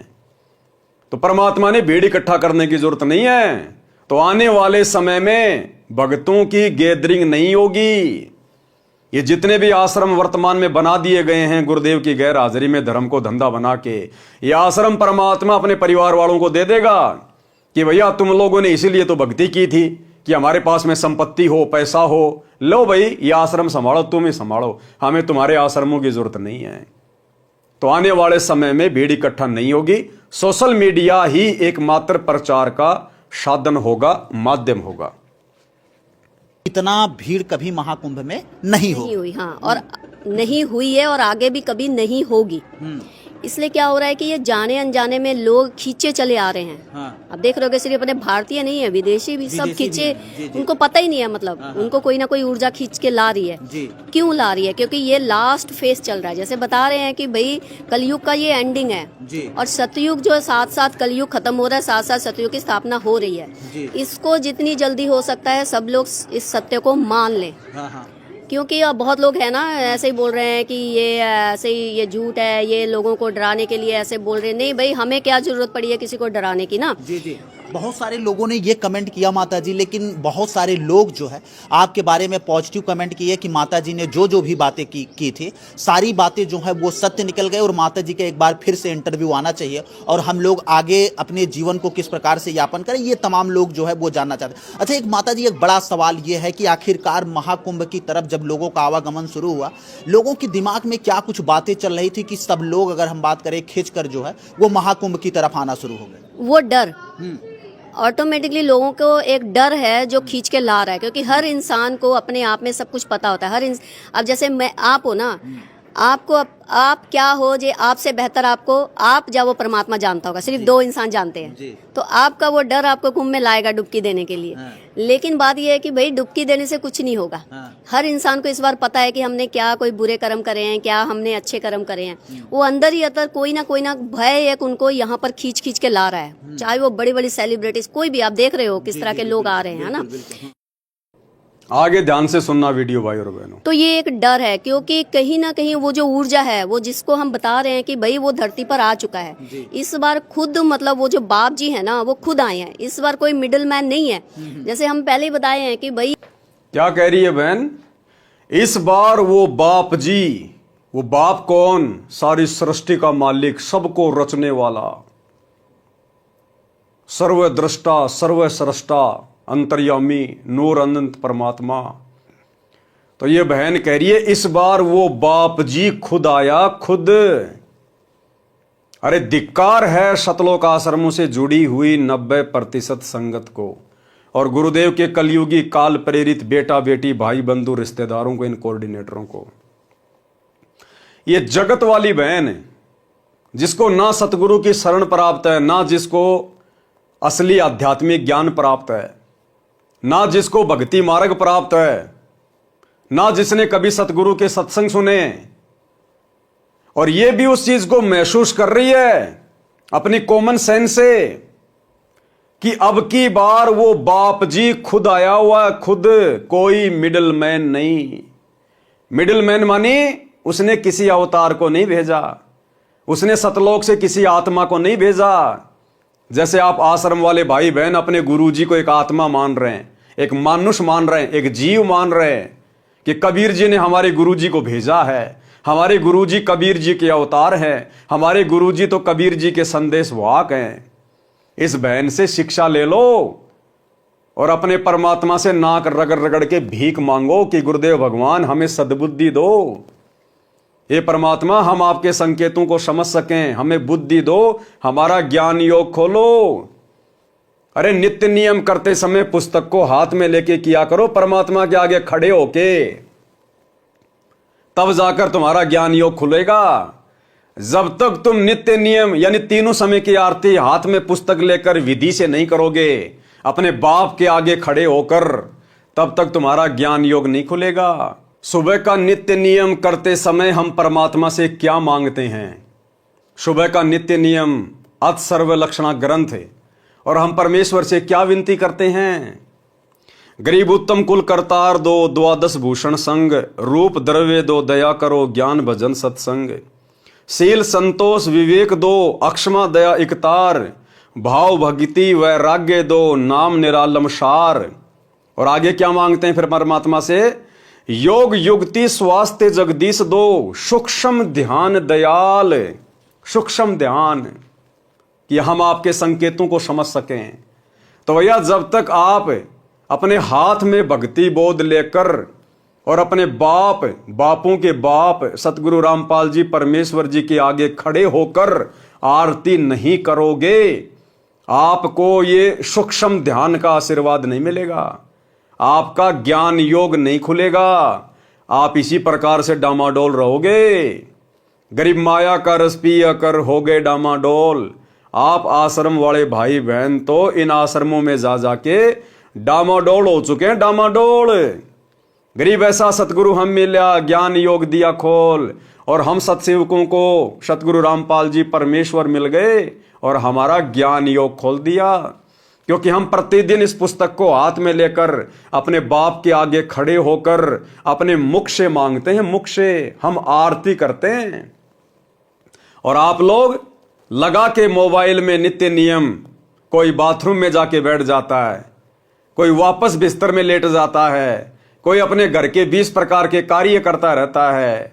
किसी को तो समय नहीं है, काम धंधे पर आते जाते समय ही नित्य नियम और संध्या आरती करते हैं जेब में मोबाइल डाल के। तो तुम्हें कैसे ज्ञान और ध्यान मिलेगा? कैसे परमात्मा तुम्हारा ज्ञान योग खोलेगा? क्योंकि तुम परमात्मा से मांग ही नहीं रहे। अरे गुरुजी खुद ही खुद से मांग रहे हैं। आरती कौन करता है मोबाइल में? गुरुजी कर रहे हैं ना। आरती किसको करनी चाहिए? भगत को। अगर मोबाइल में आरती करना ही सर्वश्रेष्ठ विधि है तो फिर परमात्मा ने भक्ति बोध क्यों दी छपवा कर? सभी को मोबाइल दे देते, सभी को एक एक मेमोरी कार्ड दे देते। फिर ये पुस्तक क्यों दी और क्यों लिखा इस पुस्तक के ऊपर मूल्य नित्य नियम पाठ? यानी आपने रोजाना इस पुस्तक को पढ़ना है, इसका पाठ करना है। तो भैया जब तक अपने बाप के सामने खड़े होकर आरती नहीं करोगे तब तक तुम्हारा ज्ञान और ध्यान कुछ भी नहीं खुलेगा, कुछ नहीं मिलेगा, कुछ नहीं समझ पाओगे। आरती तो अभी तक गुरुजी कर रहे हैं तुम्हारे घरों में, मोबाइल में लगा के छोड़ दिया। आरती तो गुरुजी कर रहे हैं, तुम कहां कर रहे हो? तो इस बहन से शिक्षा लो और भीख मांगो गुरुदेव भगवान से। लेकिन तुम तो लड्डू जलेबी बर्फी मांगते हो परमात्मा से कि अगला समागम कब आएगा, अगला समागम कब आएगा, अब की बार कौन से आश्रम में जाऊंगा, लड्डू जलेबी बर्फी खाऊंगा। तुम ज्ञान और ध्यान कहां मांग रहे हो परमात्मा से? तो क्या कह रही है बहन कि अब की बार कोई मिडिल मैन नहीं है, वो बापों का बाप, वो बाप जी खुद धरती पे आया हुआ है, और वो बाप जी है सतगुरु रामपाल जी। सतगुरु रामपाल जी सबका बाप जी। तो इस बहन से शिक्षा ले लो, बहन क्या कह रही है। तो ये एक डर है, क्योंकि कहीं ना कहीं वो जो ऊर्जा है, वो जिसको हम बता रहे हैं कि भाई वो धरती पर आ चुका है इस बार खुद, मतलब वो जो बाप जी है ना, वो खुद आए हैं इस बार, कोई मिडिल मैन नहीं है। जैसे हम पहले ही बताए हैं कि भाई ये गुरु, ये सब जो परंपरा चल रही है ना, आश्रमों की, ये अखाड़े की, ये दीक्षा देने की, ये सब चीजें खत्म हो गई हैं। इसको मान लीजिए। मतलब देर हो जाए, पहले ही बहुत देर हो गई है, अब मान लीजिए यही सत्य है। ध्यान से सुनना। तो भाई ये भी इल्यूजन है कि इसी घाट पे नहाओगे तो ये होगा, उस जल में नहाओगे तो ये होगा, इसमें नहाओगे तो। हमने तो पहले ही कह दिया था भाई अपने अपने घरों में बैठो, अपने अपने घर में अपने अपने बाथरूम में नहा लो, आप लोगों को वहां भी मोक्ष की प्राप्ति हो जाएगी। क्योंकि इस वक्त देखिए हम बार बार ये बात कह रहे हैं कि देखिए घर से मत निकलिए। ऑरा जो है ना, वो पूरी यूनिवर्स में, पूरे ब्रह्मांड में फैल चुका है। वो ऑरा जो है, वो ब्लेसिंग जिसके पास जाएगी ना, वो इंसान जहां भी है, अपने घर में एक बंद कमरे में भी बैठा होगा ना, वो आशीर्वाद उसका वहां तक चला जाएगा। उसके लिए क्या कह रही है बहन कि कहीं भी धक्के खाने की जरूरत नहीं है, कहीं भी भटकने की जरूरत नहीं है। वो ओरा यानी वो शक्ति, वो प्रभाव उस बाप जी का, उस परम शक्ति का, सतगुरु रामपाल जी भगवान का इस ब्रह्मांड में चारों तरफ फैल चुका है। और जिसने जैसे कर्म किए होंगे उनको घर बैठे वैसा ही परिणाम मिलेगा। कहीं भटकने की जरूरत नहीं है, धक्के खाने की जरूरत नहीं है। आप और हम संगत वालों के लिए ये विशेष भविष्यवाणी है। 2014 बरवाला कांड, परमात्मा हिसार जेल में जाके बैठ गए। उसके बाद में संगत ने आश्रमों में धक्के नहीं खाने थे, और ना वर्तमान में धक्के खाने चाहिए, ना कहीं पर संगत ने भटकना चाहिए। अगर कुछ करना चाहिए तो मर्यादा में रह के भक्ति, जो 90% संगत नहीं कर रही है। आश्रमों में जाकर केवल आपने मर्यादा तोड़वाई है, भक्ति नहीं बनाई। तो क्या कह रही है बहन कि उस परम शक्ति का जो ओरा है, जो ब्लेसिंग है, जो आशीर्वाद है, वो पूरे ब्रह्मांड में फैला हुआ है, लेकिन मिलेगा उसी को जो मर्यादा में है, जो मर्यादा में है, जो गुरु को इष्ट मानता है, जिनका कनेक्शन अपने गुरु से जुड़ा हुआ है, जिसका नाम खंड नहीं है, जिसकी मर्यादा खंडित नहीं है। वो ब्लेसिंग ऑटोमेटिक उस भगत के पास जाएगी हिसार जेल से। वो चाहे इंग्लैंड में बैठा हो, चाहे जापान में बैठा हो, चाहे हिंदुस्तान में बैठा हो, उसको आश्रमों में धक्के खाने की जरूरत नहीं है। लड्डू जलेबी बर्फी के चक्कर में हरियाई गाय की तरह भटकने की जरूरत नहीं है। यदि कोई भी भगत अपने घर पर बैठकर, यानी अपने घर पे रहकर, अपने गुरुजी की गैर हाजिरी में, जैसे वर्तमान में, और यदि वो मर्यादा में है, भक्ति कर रहा है, अपनी 5 यज्ञ कर रहा है, तो उस भगत के पास गुरुजी का आशीर्वाद वहीं पे पहुंच जाएगा। उस भगत ने आश्रमों में धक्के खाने की जरूरत नहीं है, भटकने की जरूरत नहीं है। ये सांकेतिक भाषा है इसकी। जगत वाले तो कहां समझेंगे, 90% भगत भाई बहन भी नहीं समझ रहे। और हम सत्सेवक समझ भी रहे हैं और महसूस भी कर रहे हैं, और परमात्मा का आशीर्वाद, वो ब्लेसिंग लगातार ले रहे हैं। आप और हम भगत भाई बहन सत्सेवक गुरुदेव के जेल जाने के बाद किसी आश्रम में नहीं गए, कहीं नहीं भटके, बस अपने गुरु को समझ लिया कि गुरु कैसे प्रसन्न होगा, कौन से भक्ति सुक्रम करने से गुरु प्रसन्न रहेगा। हमने वही सुक्रम करने शुरू कर दिए घर बैठे। गुरु को इष्ट मान लिया, परमात्मा मान लिया। गीता अध्याय 3 श्लोक 13 के अनुसार उनको परमात्मा मानकर भोग लगाना शुरू कर दिया। घर घर गुरु का आश्रम बना दिया, आसन लगा दिया, और नेक नीति ईमानदारी से अपना काम कर रहे हैं, और ज्ञान आधार से भक्ति कर रहे हैं। और परमात्मा अपने प्रत्येक बच्चे के साथ में है, शब्द रूप में प्रत्येक बच्चे के साथ में। दर्शन दे देकर परमात्मा विश्वास बढ़ा रहे हैं, प्रकट हो के परमात्मा विश्वास बढ़ा रहे हैं। तो परमात्मा कहां है?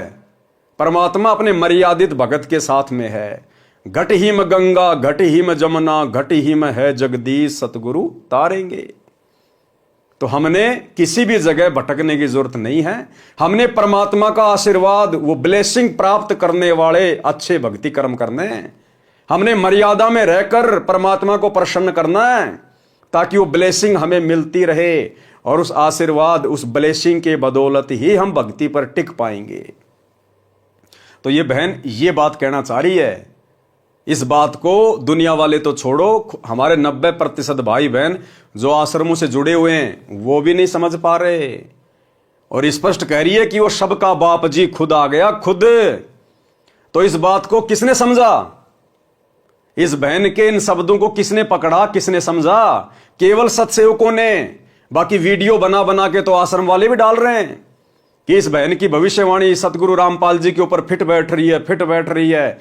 अरे इस बहन की भविष्यवाणी तो गुरु जी पे फिट बैठ रही है, लेकिन तुम्हारे दिमाग में कुछ नहीं बैठ रही, तुम्हारे ऊपर फिट नहीं बैठ रही, क्योंकि तुम अपने गुरु को बाप जी मान कहां रहे हो? तुम तो इनको मिडिल मैन मान रहे हो।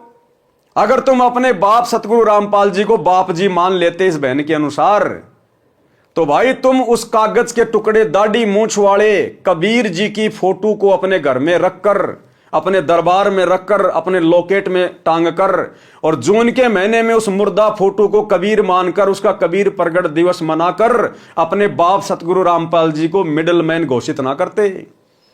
क्योंकि सतगुरु रामपाल जी के रहते सहते किसी अन्य को परमात्मा मानना, उस दाढ़ी मूंछ वाली कबीर जी की मुर्दा फोटो को कबीर भगवान मानना, उसका प्रकट दिवस मनाना जून के महीने में, सतगुरु रामपाल जी को मिडिल मैन मानना है, मिडिल मैन। तो इस बहन की भविष्यवाणी तो फिट बैठ रही है, लेकिन आप आश्रम वाले भगत भाई बहनों के दिमाग में यह बात फिट नहीं बैठ रही कि सतगुरु रामपाल जी स्वयं बाप जी हैं। आज भी तुम लोग उनको मिडिल मैन ही मान रहे हो, मिडिल मैन। और जब तक जून के महीने में वो दाढ़ी मूंछ वाले नकली मुर्दा कबीर का प्रकट दिवस मनाते रहोगे, तब तक तुम्हारी नजरों में सतगुरु रामपाल जी मिडिल मैन ही रहेंगे। और आदरणीय गरीबदास जी ने मिडिल मैन को मानुष कहा है, मानुष। गुरु मानुष कर जानते ते नर कहिए अंध, ओहे दुखी संसार में आ गए यम के फंद। तो भाई और बहनों, इस बहन के विचारों को केवल सत्सेवकों ने समझा है। ये बात कह रहे हैं कि देखिए घर से मत निकलिए। ऑरा जो है ना वो पूरी यूनिवर्स में, पूरे ब्रह्मांड में फैल चुका है। वो ऑरा जो है, वो ब्लेसिंग जिसके पास जाएगी ना, वो इंसान जहां भी है, अपने घर में एक बंद कमरे में भी बैठा होगा ना, वो आशीर्वाद उसका वहां तक चला जाएगा। उसके लिए उसको चल के आने की किसी घाट में जरूरत नहीं है। ये मतलब इस सत्य को जितनी जल्दी हो सकता है, मैं तो आम जनता के लिए कहूंगी, क्योंकि आम जनता भोली भाली होती है। वो ऐसे गुरुओं के चक्कर में लोग जो कहानियां सुनाते हैं उनमें उन लोग बह बह के ये सब रास्ते अपना लेते हैं। भाई आम जनता को यही कहूंगी, अपने अपने घर में बैठो, बाहर मत निकलिए। इस वक्त बहुत ही हालात जो है वो बहुत खराब, और हो सकता है इससे भी हाँ, इससे भी। अच्छा, आप इसको एक मिनट, यहाँ पर मैं एक चीज कहना है, इसको ये समझ लीजिए, ये मत समझिएगा कि एक छोटी सी घटना कुंभ में हुई और ऐसे ऐसे करके कुछ लोग मर गए। आपको क्या पता कितने लोग मरे नहीं मरे ना, क्या पता आप लोगों को दिखाए ना। ये आप लोगों के लिए एक मैसेज है कि इससे भी बड़ी घटना मतलब हो सकती है, जहां पर मतलब इतनी भीड़ में मतलब ज्यादा संख्या में मतलब लोगों की जान जा सकती है। ये तो परमात्मा ने एक इशारा, छोटा सा इशारा किया है। ये संकेत दुनिया वालों के लिए नहीं है, ध्यान रखना। ये दुनिया तो मरती आई है, मर रही है, और आगे भी ऐसे मरेगी। परमात्मा अगर किसी आत्मा में प्रेरणा करके कोई संदेशा दिलवाते हैं तो अपने पंथ के लोगों के लिए दिलवाते हैं। ये इस बहन का संकेत इन आश्रमों की तरफ है, इन आश्रमों की तरफ जहां पर समागमों में भीड़ इकट्ठा हो रही है। और 2018 में परमात्मा ने एक छोटा सा ट्रेलर भी दिखा दिया था। 2018 रोहतक का पशु मेला ग्राउंड, 10-12 लाख भगत इकट्ठे कर दिए गए सतलोक आश्रम मैनेजमेंट हरियाणा के द्वारा। और किस प्रकार से आंधी तूफान आया, बारिश आई, सारी व्यवस्था अस्त व्यस्त। ये तो शुक्र मनाओ कि परमात्मा की शरण में हो, वरना सैकड़ों की संख्या में वहां पर भगत भाई बहन भीड़ में दब दब के मरते। जिस प्रकार कुंभ के मेले में कई ट्रक लोगों के कपड़ों और चप्पलों के भर के बाहर फेंके गए ना, उस समय 2018 में कबीर प्रकट दिवस पर पशु मेला ग्राउंड रोहतक में एक ट्रॉली भगतों की चप्पलों की, जूतों की भर के बाहर फेंकी गई थी। भगत भाई बहन, किसी का बैग रह गया, किसी के चप्पल रह गए, किसी के जूते रह गए, किसी का बच्चा रह गया, अपनी जान बचा के भागे थे। वहां सारी व्यवस्था बिगाड़ दी काल ने। नमस्कार। नमस्कार दोस्तों, सच समाचार में आपका स्वागत है। आज हम पहुंचे हैं रोहतक पशु मेला ग्राउंड में, जहां पर कबीर प्रकट दिवस बहुत जोरों शोरों से मनाया जा रहा है। आपको बता दें कि ये 622वां कबीर प्रकट दिवस है, जो कि संत रामपाल जी द्वारा इस ग्राउंड में बहुत ही विशाल तरीके से मनाया जाता है। आप देख सकते हैं कि ये भंडार घर में सेवादार चाय वितरण कर रहे हैं और लाखों की तादाद में यहाँ भगत जन आने का जो है कि बताया जा रहा है। और ये देख सकते हैं कि आप सब्जियाँ आ चुकी हैं और सेवादार किस तरह लगे हुए हैं। लगभग 10,000 सेवादार ऑलरेडी पहुँच चुके हैं और इस बार टेंट की व्यवस्था बहुत ही ज़बरदस्त है। और देखिए, आप देख सकते हैं कि किस तरह हैवी टेंट है और सब सेवादार देखो सेवा कर रहे हैं। लेकिन होता क्या है कि अचानक तूफान आ जाता है। आप देख सकते हैं कि सेवा करते हुए तूफान तेज़ी से आगे बढ़ रहा है और अपना प्रचंड रूप धारण कर रहा है। आपको बता दें कि 28 जून के भंडारे में भी इस तरह विशाल तूफान आया था और बारिश हुई थी। लेकिन इस बार भी देख सकते हैं आप कि कितना भयंकर तूफान। देखिए कैसे भगत जन तूफान में दौड़ रहे हैं। आप देख सकते हैं कि देखिए बहुत ही तेज गति से तूफान है। कैसे टेंट उड़ जा रहे हैं और सारे भगत जन शेड के नीचे आ रहे हैं। बच्चे दौड़ रहे हैं, आप देख सकते हैं इस वीडियो में। लेकिन जो हैवी शेड है उसमें कोई परिवर्तन नहीं। हालांकि इसकी व्यवस्था में कोई दिक्कत नहीं आई है, जो कि संत रामपाल जी महाराज जी ने इस बार व्यवस्था बहुत ज़बरदस्त करवाई है। देख सकते हैं कि कितना भयंकर तूफान, जो कि शेड को ले उड़ने की ताकत रखता था। लेकिन इस बार शेड बताया जा रहा है कि बहुत ही ज़बरदस्त तरीके से बनाए गए हैं। भगत जन शेड के नीचे सुरक्षित खड़े हैं और देखिए कैसे भगत भाग रहे हैं। आप देख सकते हैं कि तूफान की गति बहुत ही तीव्र है और इसके बाद ही बारिश स्टार्ट होती है। आप देख सकते हैं किस तरह तेजी से बारिश पड़ रही है। तो इस बहन का संकेत आने वाले दिनों में इन शतलोक आश्रमों के ऊपर है कि भैया भीड़ करने से बचो। तुम्हें सतगुरु ने आत्मज्ञान करवा दिया, परमात्म ज्ञान करवा दिया। घर बैठ के भक्ति क्यों नहीं करते? बकवाद करते हुए क्यों फिर रहे हो? जब तुम्हारा गुरु आश्रम में नहीं है तो आश्रम में तुम्हें मिलेगा क्या? ये सत्संग तो तुम अपने घर पे भी सुन सकते हो, ये भंडारा तो तुम अपने घर पे भी कर सकते हो। फिर बकवाद करने के लिए क्यों भटक रहे हो गुरु की गैर हाजिरी में? तो आने वाले दिनों में यह संकेत है, अगर ये संगत नहीं सुधरी और इसी प्रकार से भीड़ करती रही तो भैया कोई भी अनहोनी घटना घटित हो सकती है। और दास को भैया हिसार जेल में सौंपन आया था। दास ने पहले भी जिक्र किया है कि परमात्मा ने मुझे भयंकर आग लगती हुई दिखाई इन शतलोक आश्रमों में, और जले हुए भगत, कोई आधा जला हुआ है, कोई पूरा जल गया, लाशों का ढेर लगा हुआ दिखाया था। तो यही संकेत ये बहन कर रही है। तो भैया समझदारी इसी में है, ज्ञान को आधार बनाओ, घर को आश्रम बनाओ और गुरु को भगवान बनाओ और नेक नीति ईमानदारी से काम धंधा करो, अपनी भक्ति करो। बकवादों में पैर मत दो। ये परीक्षा का समय चल रहा है, युग परिवर्तन का दौर है। ज्यों ज्यों हम आगे बढ़ेंगे 2028 तक, आपको हर प्रकार से काल का षड्यंत्र, काल का भयंकर जाल चारों तरफ बिछा हुआ दिखाई देगा। लेकिन उस समय बाहर नहीं निकल पाओगे। फिर अभी भी मौका है, अभी भी मौका है। 2025 में संभल जाओ, सुधर जाओ।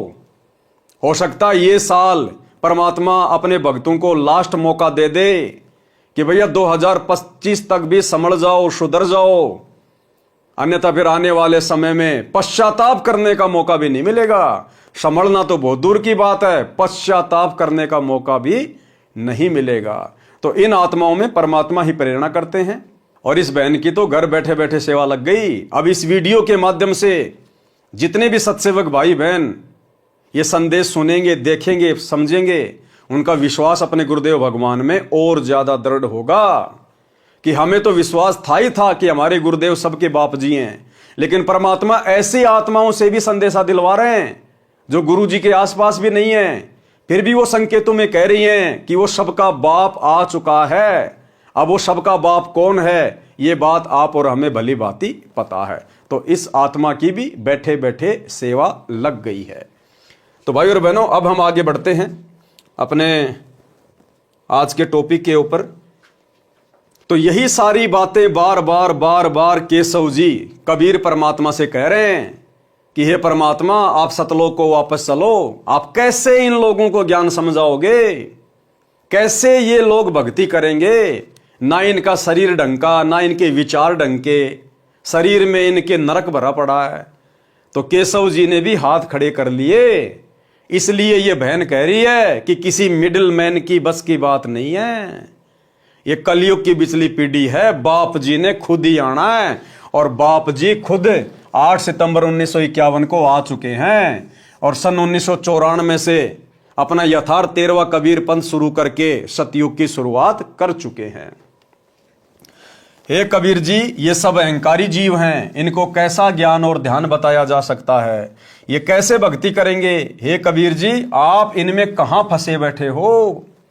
हे कबीर मन भावने, यानी मेरे प्रिय सुन, आपकी बात उत्तम है। आप जैसा साधु हो ही नहीं सकता। आप इनका कल्याण चाहते हो, ये आपको कष्ट देते हैं।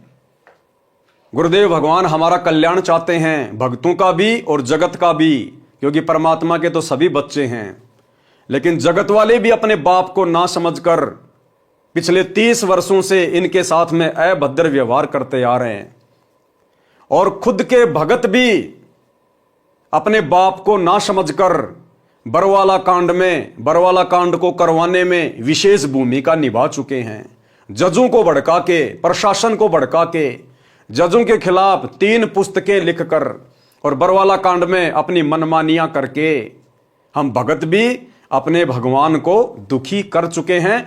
और वर्तमान में भी 2014 बरवाला कांड के बाद से लेकर वर्तमान 2024 तक भी सतलोक आश्रम मैनेजमेंट हरियाणा ने ना जाने कितने भक्ति विरुद्ध कर्म करके राजनीति करना, स्टेडियम बनाना, हॉस्पिटल बनाना, गुंडों की सीबीआई जांच करवाना, चंदे के रूप में उनको पैसे देना, आरक्षण में भक्तों को बैठाना, चंदे के रूप में जाट आरक्षण में पैसे देना, दुनिया भर की धर्मशालाएं बनवाना, लोगों के लिए रोडे बनवाना जो कि प्रशासन का काम होता है, फ्री में बसें चलाना, एम्बुलेंस चलाना, दुनिया भर का ऋण वो कर्जा भक्तों के ऊपर चढ़ा रहे हैं, क्योंकि सारी व्यवस्थाएं भक्तों के दान से की जा रही हैं। तो आज हिसार जेल में बैठे हुए उस बाप जी को सतलोक आश्रम मैनेजमेंट हरियाणा पिछले 10 वर्षों से ज्ञान विरुद्ध हरकतों से दुखी ही कर रहा है। आपकी बात उत्तम है, आप जैसा साधु हो ही नहीं सकता। आप इनका कल्याण चाहते हो, ये आपको कष्ट देते हैं। उस लोक में जहां आपका निवास है, 5 तत्व की देही नहीं है, दम यानी श्वास से भी उस शरीर का कोई संबंध नहीं है, बिना श्वास का अविनाशी शरीर है। कबीर जी ने उत्तर दिया। अब कबीर परमेश्वर सतगुरु रामपाल जी भगवान ने, जो कि 650 साल पहले काशी में प्रकट थे, परमेश्वर ने केशव जी की इन तमाम बातों का क्या जवाब दिया कि आखिर मैं क्यों इस गंदे लोक में इतने दिनों से पड़ा हुआ हूं, क्यों मैं बार बार सतलोक को छोड़कर यहां आता हूं, क्यों मैं इन आत्माओं की गालियां खा खा के, इनकी मार पिटाई खा खा कर भी इनके आत्म कल्याण के विषय में सोचता हूं, ये मेरे क्या लगते हैं। पारक के अंक की वाणी नंबर 887 से 924। सुन के सब अब बंदना कहे कबीर संदेश, गरीब दास सब लोक में है हमरा परवेश। कि भाई केशव, आप तो केवल इसी गंदे लोक की बात कर रहे हो, मेरा तो सर्व लोकों में प्रवेश है। मैं कहां नहीं हूं, मैं तो सृष्टि के कोने कोने में हूं। हम अमान अविगत पुरुष चुंबक ज्यों चमकार, गरीब दास लोहा फिरे हमरे अदर आधार। लोहे रूपी देह चुंबक रूपी प्राण, गरीब दास दो से बगल शब्दातीत यमान। जब हम खेचे प्राण को दम मिले दरियावे, गरीब दास पिंडा पड़े सुन श्वास मिल जाए। सुन हमारा रूप है हम हैं सुन से न्यारे, गरीब दास उस प्राण को हम ही जोवन हार। हम जो वे हम एचे ही यो सब ख्याल हमार, गरीबदास अविगत अदल फजल फूल दीदार। फूल रूप सब प्राण है, फूल फूल में गंध, गरीबदास मम महल की मैं ही जानत सिंध। पिंड पेड़ जीव बीज है, पिंड बीज से होत, गरीबदास जाने नहीं माता दूजत सोत। बालक पीव अति अघाय, माता दूधी धेन, गरीबदास उस नरक में कहा रतन सुरसैन। हाड़ चाम की दे में दूध रतन सरबंत, गरीबदास उस पिंड में ऐसे है भगवंत। थन दूधी को पकड़ कर जय कोई देखे दूध, गरीबदास उस पिंड में हाड़ चाम और गूद। हमरे ही उणियार है हमरा सिरजनहार, गरीबदास विधि वेद सुन उदर मुक्ति द्वार। तन के अंदर मन बस मन में दिल दरियाव, गरीबदास उस लहर से न्यारा है प्रभाव। चित के बीच चबूतरा तहाँ वहाँ रहन हमारे, गरीबदास उस महल में दूजा नहीं लगार। हृदय की खिड़की खुले एनक मध्य अनूप, गरीबदास घट घट बस रहे गगन जलकूप। जल से गगन ने भीजी है नहीं सुकावे धूप, गरीबदास मम देश यों सुन से न्यारा रूप। हम हैं सुन सनेहिया सुन के सब करतार, गरीबदास हम चरण से उतर जीव अपार। जुग 70 हम ज्ञान दे जीव न समझा एक, गरीबदास घर घर फिरे धरे कबीरा भेख। 70 युग सेवन किए किने न बूझी बात, गरीबदास मैं समझावत हूँ मोहे लगावे लात। कल्प कोटि जुग बीतिया हम आए हर बेर, देखो क्या कह रहे परमात्मा केशव से, कल्प कोटि युग बीतिया हम आए हर बेर, यानी हर बार इस पृथ्वी पर हम ही आए हैं, कोई अवतार नहीं आया, किसी को भेजा नहीं है सतलोक से। कल्प कोटि युग बीतिया हम आए हर बेर, यानी हर बार हम खुद ही आए हैं। तो अब की बार क्या किसी को भेजेंगे क्या? अब की बार भी परमात्मा स्वयं ही आए हैं। कल्प कोटि युग बीतिया हम आए हर बेर, गरीबदास के सब सुनो दिन भक्ति की टेर। स्वर्ग मृत्यु पाताल में हम बैठे कई बार, गरीबदास घर घर सीजा मार मार कह मार। हमरी जाति अपूर्वी पूर्व रहनी हमारे, गरीबदास कैसे जुड़े पश्चिम के कातार। हम है पूर्व ठेठ के उतरे ओगट घाट, गरीबदास जीव दक्षिण के यो नहीं मिलती साट। हम पूरब के पूर्वी उत्तर देश उतरंत, गरीबदास जीव दक्षिण के यो नहीं संगी चलंत। जिन हमरी सीख लई काटो यम जंजीर, गरीबदास के सब सुने ऐसे कहें कबीर। अब क्या कहते हैं कबीर परमात्मा कि जब जब मैं इस धरती पर आता हूं और जो ज्ञान बताता हूं, मर्यादा बताता हूं, और जिन जिन आत्माओं ने मेरे से शिक्षा लेकर मेरी मर्यादा निभाई है, आजीवन भक्ति पे लगे रहे हैं, कहते हैं मैं उन सब की काल की जंजीरें काट देता हूं। जिन हमरी सीख लई काटो यम जंजीर, गरीबदास के सब सुने ऐसे कहें कबीर। फिर बाजी बिदना रचे वह नहीं जीव आवंत, गरीबदास सतलोक में अमर पटा पावंत। अनंत कोटि बाजी तहाँ रचे सकल ब्रह्मांड, गरीबदास मैं क्या करूं काल करत जीव खंड। अब परमात्मा कहते हैं भैया मैं तो सबको ज्ञान देता हूं, सबको समझाता हूं, सबके भले की सोचता हूं, लेकिन मेरा और इस काल का एक एग्रीमेंट हो रखा है। जब मैं प्रथम बार यहां पर आया था काल की तपतशिला पर, तो काल ने मेरे से वचन लिया था कि परमात्मा आप नीचे जाओगे, सबको ज्ञान दोगे, सतलोक लेके जाओगे, तो फिर मेरा पेट कैसे भरेगा? तो काल ने परमात्मा से वचन लिया था कि परमेश्वर, आप केवल उन्हीं आत्माओं को सतलोक लेके जाना जो आपके इतने प्रयत्न, इतने संघर्ष के बाद, इतने सत्संग करने के बाद जो आपके ज्ञान पर दृढ़ रहे, जो आपकी शिक्षाओं पर चले, आपकी आज्ञा में चले, जो आपकी मर्यादाओं में चले। केवल उन्हीं आत्माओं को, उन्हीं जीवों को आप सतलोक में लेके जाना, बाकी को मेरे लिए यहीं छोड़ देना। तो भाई और बहनों, अभी तक तो केवल साथ संगति से जुड़े हुए भगत भाई बहनों का सौभाग्य है जो हम परमेश्वर की प्रत्येक मर्यादाओं को फॉलो करते हुए, ज्ञान आधार से भक्ति करते हुए परमेश्वर के संग चलने को तैयार हो रहे हैं। बाकी सतलोक आश्रमों से जुड़े हुए भाई बहन वर्तमान समय 2024 तक पूरी तरह से खंडित हैं, परमेश्वर की हर प्रकार की मर्यादाओं को तोड़ के बैठे हैं।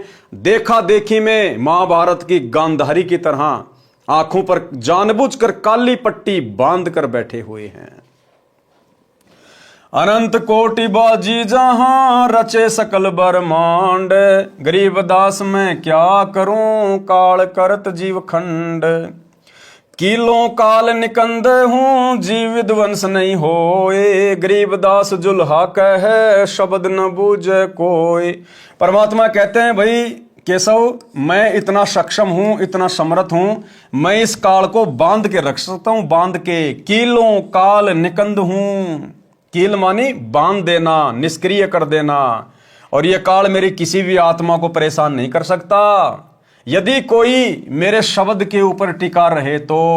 लेकिन शब्द न बूझे कोई, लेकिन कोई मेरी शिक्षाओं पर टिक नहीं पाता, मर्यादाओं पर रह नहीं पाता। कीलों काल निकंद हूं जीव विध्वंस नहीं होए, गरीब दास जुल्हा कहे शब्द न बूझे कोई। मनुष्य जीव की क्या बात है पशु पक्षी परवान, गरीब दास जुल्हा कहे करी हूं हंस अमान। कि भैया स्त्री और पुरुषों की तो बात ही छोड़ दो, मैं तो पशु पक्षियों को भी मोक्ष दे सकता हूं यदि मेरी मर्यादा में रहे तो। मैं बंजारा आदि का याई हमारी साठ, गरीब दास जीव अभय करी बोहर न आवे बाट। कि मैं तो इस खेल का खिलाड़ी हूं, मैं बंजारा आदि का, बंजारा यानी व्यापारी, और याई हमारी साठ, यही हमारा व्यापार है। कौन सा? जीवों को भक्ति करवा कर सतलोक लेकर जाना। मैं बंजारा आदि का याई हमारी साठ, गरीब दास जीव अभय करी बोहर न आवे बाट। जीव को अभय करने का मतलब है सतलोक में बैठा देना। एक गाड एक जारी ये नहीं मोय सुहाए, गरीब दास सतलोक में देऊं जीव मिलाए। सुन के सौ सायब धनी मैं हूं तुमरा दास, गरीब दास तुम हुक्म से काटत जीव की फांस। अब देखो कितनी गहरी शिक्षा है भाई और बहनों। ये बातें कौन कह रहे हैं? कबीर परमात्मा। किससे कह रहे हैं? केशव जी से। तो कबीर जी केशव जी से क्या कह रहे हैं? जबकि केशव कौन थे? खुद परमात्मा ही थे। उसके बावजूद भी कबीर जी अपने आप को केशव जी का दास बता रहे हैं। और क्या कह रहे हैं? सुन केशव साहिब धनी, केशव जी को यानी अपने ही दूसरे रूप को साहिब कह रहे हैं, धनी कह रहे हैं, परमात्मा कह रहे हैं। सुन केशव साहिब धनी मैं हूं तुम्हारा दास, कि मैं तो तुम्हारा दास हूं। खुद परमात्मा कबीर जी केशव से कह रहे कि मैं तो तुम्हारा दास हूं। इसी प्रकार सतगुरु रामपाल जी परमेश्वर सन 1994 से अपने आप को छुपाते हुए स्वयं कबीर भगवान होते हुए और उस नकली फोटो को, दाढ़ी मूंछ वाली कबीर जी की समझे जाने वाली नकली फोटो को क्या कह रहे हैं? साहेब, कबीर साहेब धनी, और मैं तो इनका कुत्ता हूं, मैं तो इनका दास हूं। तो भाई और बहनों, हमें समझ जाना चाहिए ये संदेश, ये पुस्तकों में संकेत परमात्मा ने क्यों किए, किस लिए किए, कि ये परमात्मा तो काल के साथ किए गए एग्रीमेंट के अनुसार अपने आप को स्पष्ट रूप से भगवान नहीं कहेगा, अपने आप को कबीर का भेजा हुआ कुत्ता कहेगा, उसका दास कहेगा, उसका नौकर कहेगा, उसका गुलाम कहेगा। लेकिन अब आप और हमने समझना पड़ेगा कि आत्मा आत्मा का उद्धार नहीं कर सकती। स्वयं बाप जी ही अपने बच्चों को काल के जाल से निकाल कर लेकर जा सकता है। तो 650 साल पहले भी परमात्मा कबीर जी केशव जी से क्या कह रहे हैं? अपने दूसरे रूप से क्या कह रहे हैं? उनको साहिब कह रहे हैं, उनको धनी कह रहे हैं। और कह रहे मैं तो तुम्हारे आशीर्वाद से यहां जीवों का मोक्ष करने आया हूं। तो वही लीला वर्तमान में सतगुरु रामपाल जी भगवान स्वयं कबीर परमात्मा होते हुए और उस कागज के मुर्दा टुकड़े को, दाढ़ी मूंछ वाली कबीर जी की फोटो को परमात्मा कह रहे हैं, कबीर कह रहे हैं, भगवान कह रहे हैं। लेकिन आप और हमने तो समझना चाहिए इतना ज्ञान लेने के बाद, अरे गुरुदेव की तो शुरुआत में मजबूरी थी अपने आप को सीधे सीधे कबीर जी ना कहना और उस कागज की मुर्दा फोटो को कबीर जी बताना। अगर उस समय गुरुदेव कह दे कि मैं कबीर हूं, 650 साल पहले मैं ही आया था काशी में, आप और हम उस परमात्मा में 100 दोष देख लेते कि पाखंडी अपने आप को कबीर कह रहा है, भगवान कह रहा है, गांव दनाने का रामपाल जाट हमारी आंखों के सामने पैदा हुआ है। हम इनके सत्संग भी सुनना पसंद नहीं करते, इसलिए परमात्मा ने हमारी छोटी बुद्धि को देखते हुए स्वयं को छुपाया और अपने आप को कबीर जी का दास कहा। लेकिन अब 30 साल हो चुकी हैं। अरे 30 साल तक यदि किसी गधे का कान पकड़ के रोजाना गीता पढ़ाई जाए, वो भी बैकुंठ जाने को तैयार हो जाएगा। और हम भगत भाई बहन उस गधे से भी गए गुजरे, आज तक अपने भगवान को नहीं पहचान पाए, आज तक गुरु में परमात्मा नहीं देख पा रहे, फिर भला कैसे सतलोक जाएंगे। सुन के सब सायब दणी मैं हूं तुमरा दास, गरीब दास तुम हुक्म से काटत जीव की फांस। मुझ आजिज की कल्प सुनी तुम उतरे तत्काल, गरीब दास जुल्हा कहे मग जीन्या पंथबाल। अब देखो आपको हर प्रकार के संकेत मिलेंगे यहां पर, हर प्रकार के संकेत। अब खुद कबीर परमात्मा अपने दूसरे रूप केशव जी से क्या कह रहे हैं, मुझ आजिज की कल्प सुनी कि हे केशव जी, आपने मुझ दास की प्रार्थना सुनी, अर्ज सुनी, अरदास सुनी और क्या किया, तुम उतरे तत्काल और तुम सतलोक से तत्काल नीचे उतरे हो। गरीब दास जुल्हा कहे मम झीना पंथबाल। क्या कह रहे हैं कबीर परमात्मा? केशव कौन था? खुद कबीर भगवान ही था ना। और दूसरा रूप जो सतलोक से सामान लेके आया था केशव जी का, खुद कबीर भगवान ही था ना। फिर भी कबीर जी अपने ही दूसरे रूप से केशव जी से क्या कह रहे हैं कि आप साए वो धनी हो, आप मेरी अर्ज पर, मेरी प्रार्थना पर ऊपर से तुरंत नीचे उतरे हो। और दास यही बातें आप भाई बहनों को लगातार बोलता आया है कि 1997 में परमात्मा सतगुरु रामपाल जी भगवान जिस कबीर भगवान के आने की बात कहते हैं बार बार कि 1997 में मार्च के महीने में दिन के 10 बजे मुझ रामपाल दास को कबीर परमात्मा जिंदा महात्मा के रूप में मिले, मेरे को सार नाम का आदेश दिया और कुछ ही देर बाद अंतर ध्यान हो गए। और दास बार बार क्या कहता भाई बहनों को कि इस कबीर भगवान सतगुरु रामपाल जी को भला दूसरा परमात्मा कौन मिलेगा? ये खुद ही खुद को मिलता है, इसको कोई और भगवान ऊपर से आके नहीं मिल सकता, क्योंकि इनके अलावा इधर उधर ऊपर नीचे दाएं बाएं यहां वहां और कोई भगवान नहीं है। ये तो लीला करते हैं, अपने आप को छुपाते हैं, क्योंकि परमात्मा ने उस वाणी को सत्य सिद्ध करना था जो 1997 के विषय में बोली गई थी कि जब आवे 5505 तब ये वचन मेरा होगा साचा, 5000 और 500 जब कलयुग बीत जाए, महापुरुष फरमान तब जग तारण को आए। तो ये वाणी 1997 में पूरी होती है, क्योंकि सन 1997 में कलयुग के 5505 वर्ष पूरे हो जाते हैं। इस वाणी को सत्य साबित करने के लिए परमात्मा ने इस प्रकार की लीला की और कहा कि मार्च 1997 में दिन के 10 बजे मुझ रामपाल दास को कबीर भगवान ऊपर से जिंदा बाबा के रूप में मिले, जबकि आपको इस बात का कहीं कोई प्रमाण नहीं मिलेगा। तो भाई और बहनों, प्रत्येक बातें जो साध संगति में आप लोगों को बताई जाती हैं ये उआबाई नहीं है, गुरुदेव भगवान के विशेष आशीर्वाद और उनकी प्रेरणा से ही बताई जाती है। यही लीला परमात्मा ने वहां करी।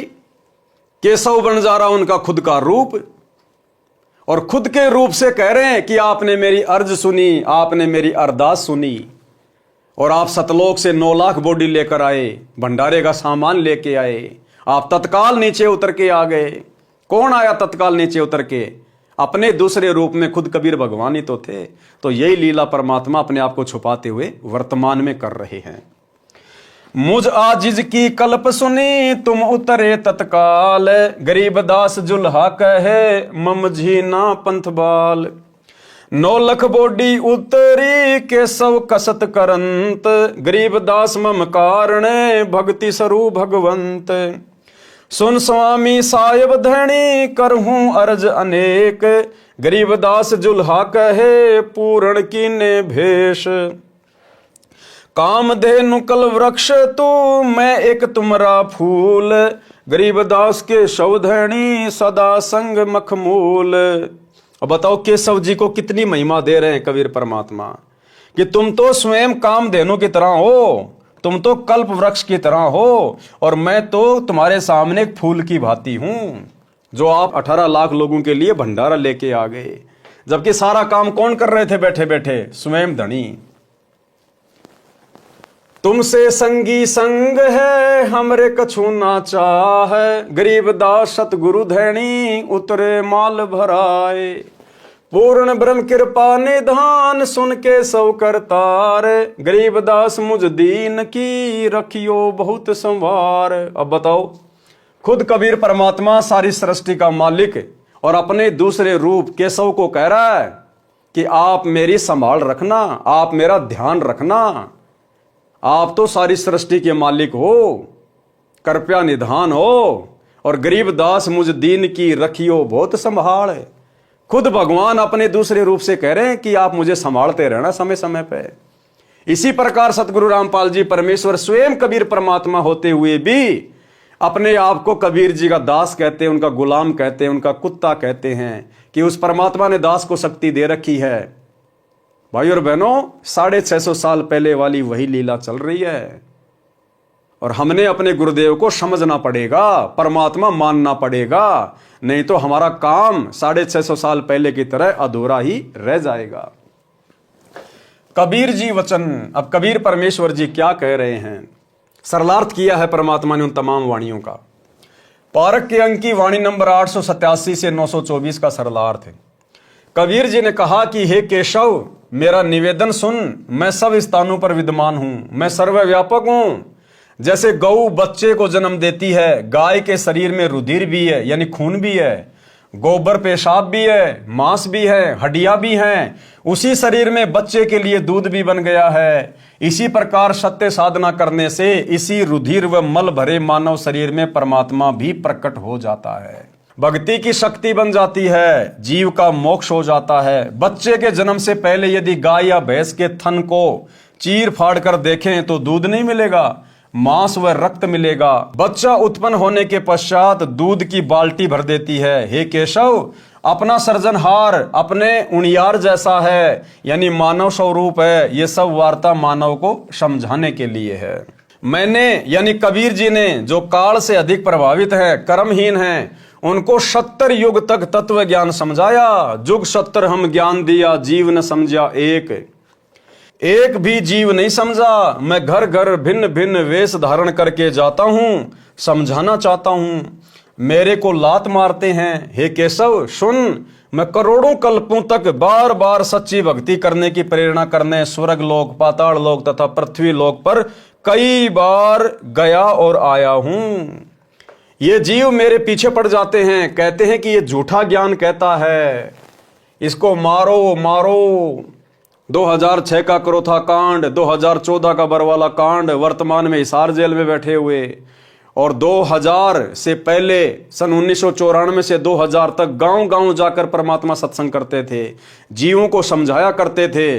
लोग गालियां निकाला करते थे, लोग जो है पत्थर मारा करते थे, बदसलूकियां किया करते थे कि ये हमारे देवी देवताओं को कमजोर बता रहा है, देवी देवताओं की भक्ति छुड़वाता है, इनको छोटा बताता है। भाई और बहनों, सेम वही लीला वर्तमान में चल रही है। हम पूर्व के यानी ऊपर सतलोक के रहने वाले हैं, जीव पश्चिम के हैं, इसलिए बोली मिलती नहीं है। परमात्मा हमें समझाना चाहते हैं, गुरुदेव कह रहे हैं कि हम तो पूर्व देश के हैं यानी सतलोक के हैं, और ये जो जीव हैं 21 ब्रह्मांड के प्राणी, ये हैं पश्चिम के, और पूर्व और पश्चिम वालों की आपस में भाषा मिलती नहीं है। जैसे विश्व के मानचित्र में जो पूर्व में देश हैं, जैसे अमेरिका है, इंग्लैंड है, ब्रिटेन है, ये हैं, और जो पश्चिम दिशा है उसमें हमारा ये भारत देश आता है। तो अमेरिका की भाषा में, यानी जो पूर्व में देश हैं उनकी भाषा में, उनके व्यवहार में, उनकी संस्कृति में, और हमारा जो भारत देश है जो पश्चिम में है, यहाँ की भाषा में, यहाँ के लोगों के आचार विचार व्यवहार में, संस्कृति में रात दिन का अंतर है। वो हिंदी नहीं जानते, हम लोग अंग्रेजी नहीं जानते।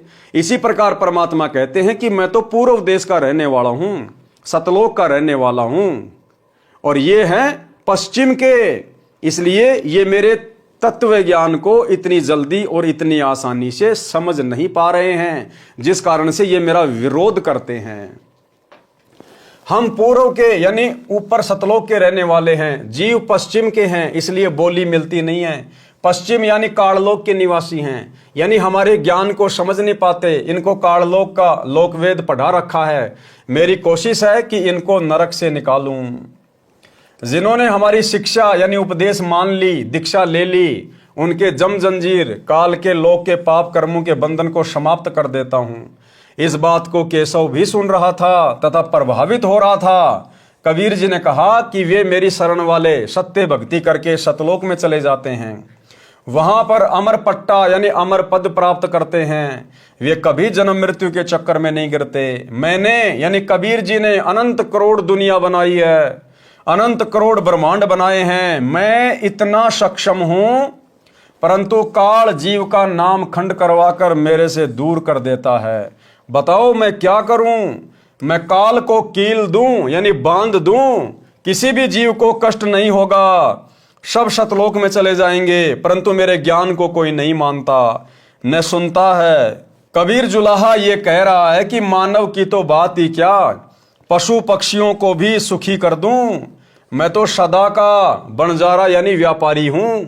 मेरी यही सांठ यानी सौदागरी है कि जीवों को सच्चा ज्ञान, सच्चा नाम बताकर, भक्ति करवाकर, काल ब्रह्म का हिसाब करवाकर, जीव को मुक्त करवाकर सतलोक ले जाऊं। वे जीव पुनः काल के जाल में नहीं आते। उन जीवों को अमर कर देता हूं जो भिन्न भिन्न धर्म बनाकर काल ने आपस में लड़ा रखे हैं, भिन्न भिन्न रीति रिवाज बना रखे हैं। हिंदू मुर्दे को जलाता है, मुसलमान इसे बुरा मानते हैं, वे जमीन में गाड़ते हैं। मुझे ये अच्छा नहीं लगता।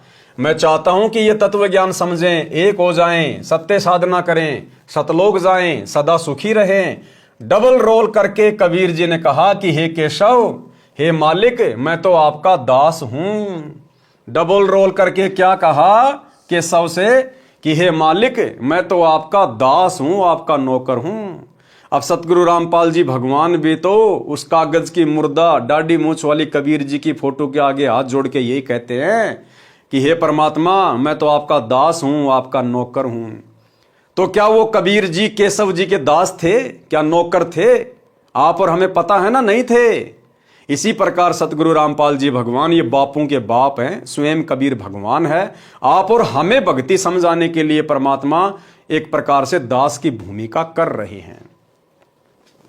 डबल रोल करके कबीर जी ने कहा कि हे केशव, हे मालिक, मैं तो आपका दास हूं, आपकी आज्ञा से जीवों के कर्म बंधन काटता हूं। मुझ आजिज की पुकार सुनकर आप तत्काल सहयोग के लिए उतरे हो, 9 लाख बॉडी लेकर आए हो, मेरी लाज रखी है। आपके कारण भगवान की सच्ची भक्ति प्रारंभ होती है। हे केशव साहिब धनी, मैं आपका धन्यवाद करता हूं कि आपने सब पंथों के साधुओं को पूर्ण रूप से तृप्त किया है। आप तो कामधेनु यानी मनोकामना व सब प्रकार के खाद्य पदार्थ देने वाली देवताओं की गाय के समान हो।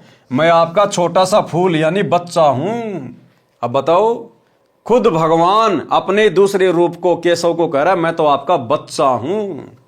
अब यही भूमिका तो वर्तमान में उस दाढ़ी मूंछ वाली फोटो के सामने स्वयं सारी सृष्टि का मालिक कह रहा है, निभा रहा है कि मैं तो कबीर जी का दास हूं, कबीर जी का नौकर हूं।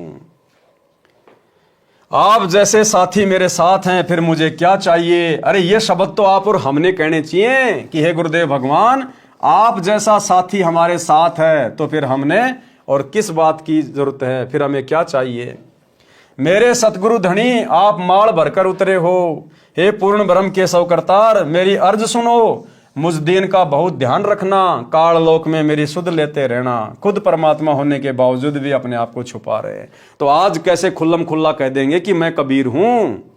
ये ज्ञान इसीलिए तो दिया है, ये बिचली पीढ़ी का समय और ये शिक्षा और ये प्रमाण किस लिए दिए हैं?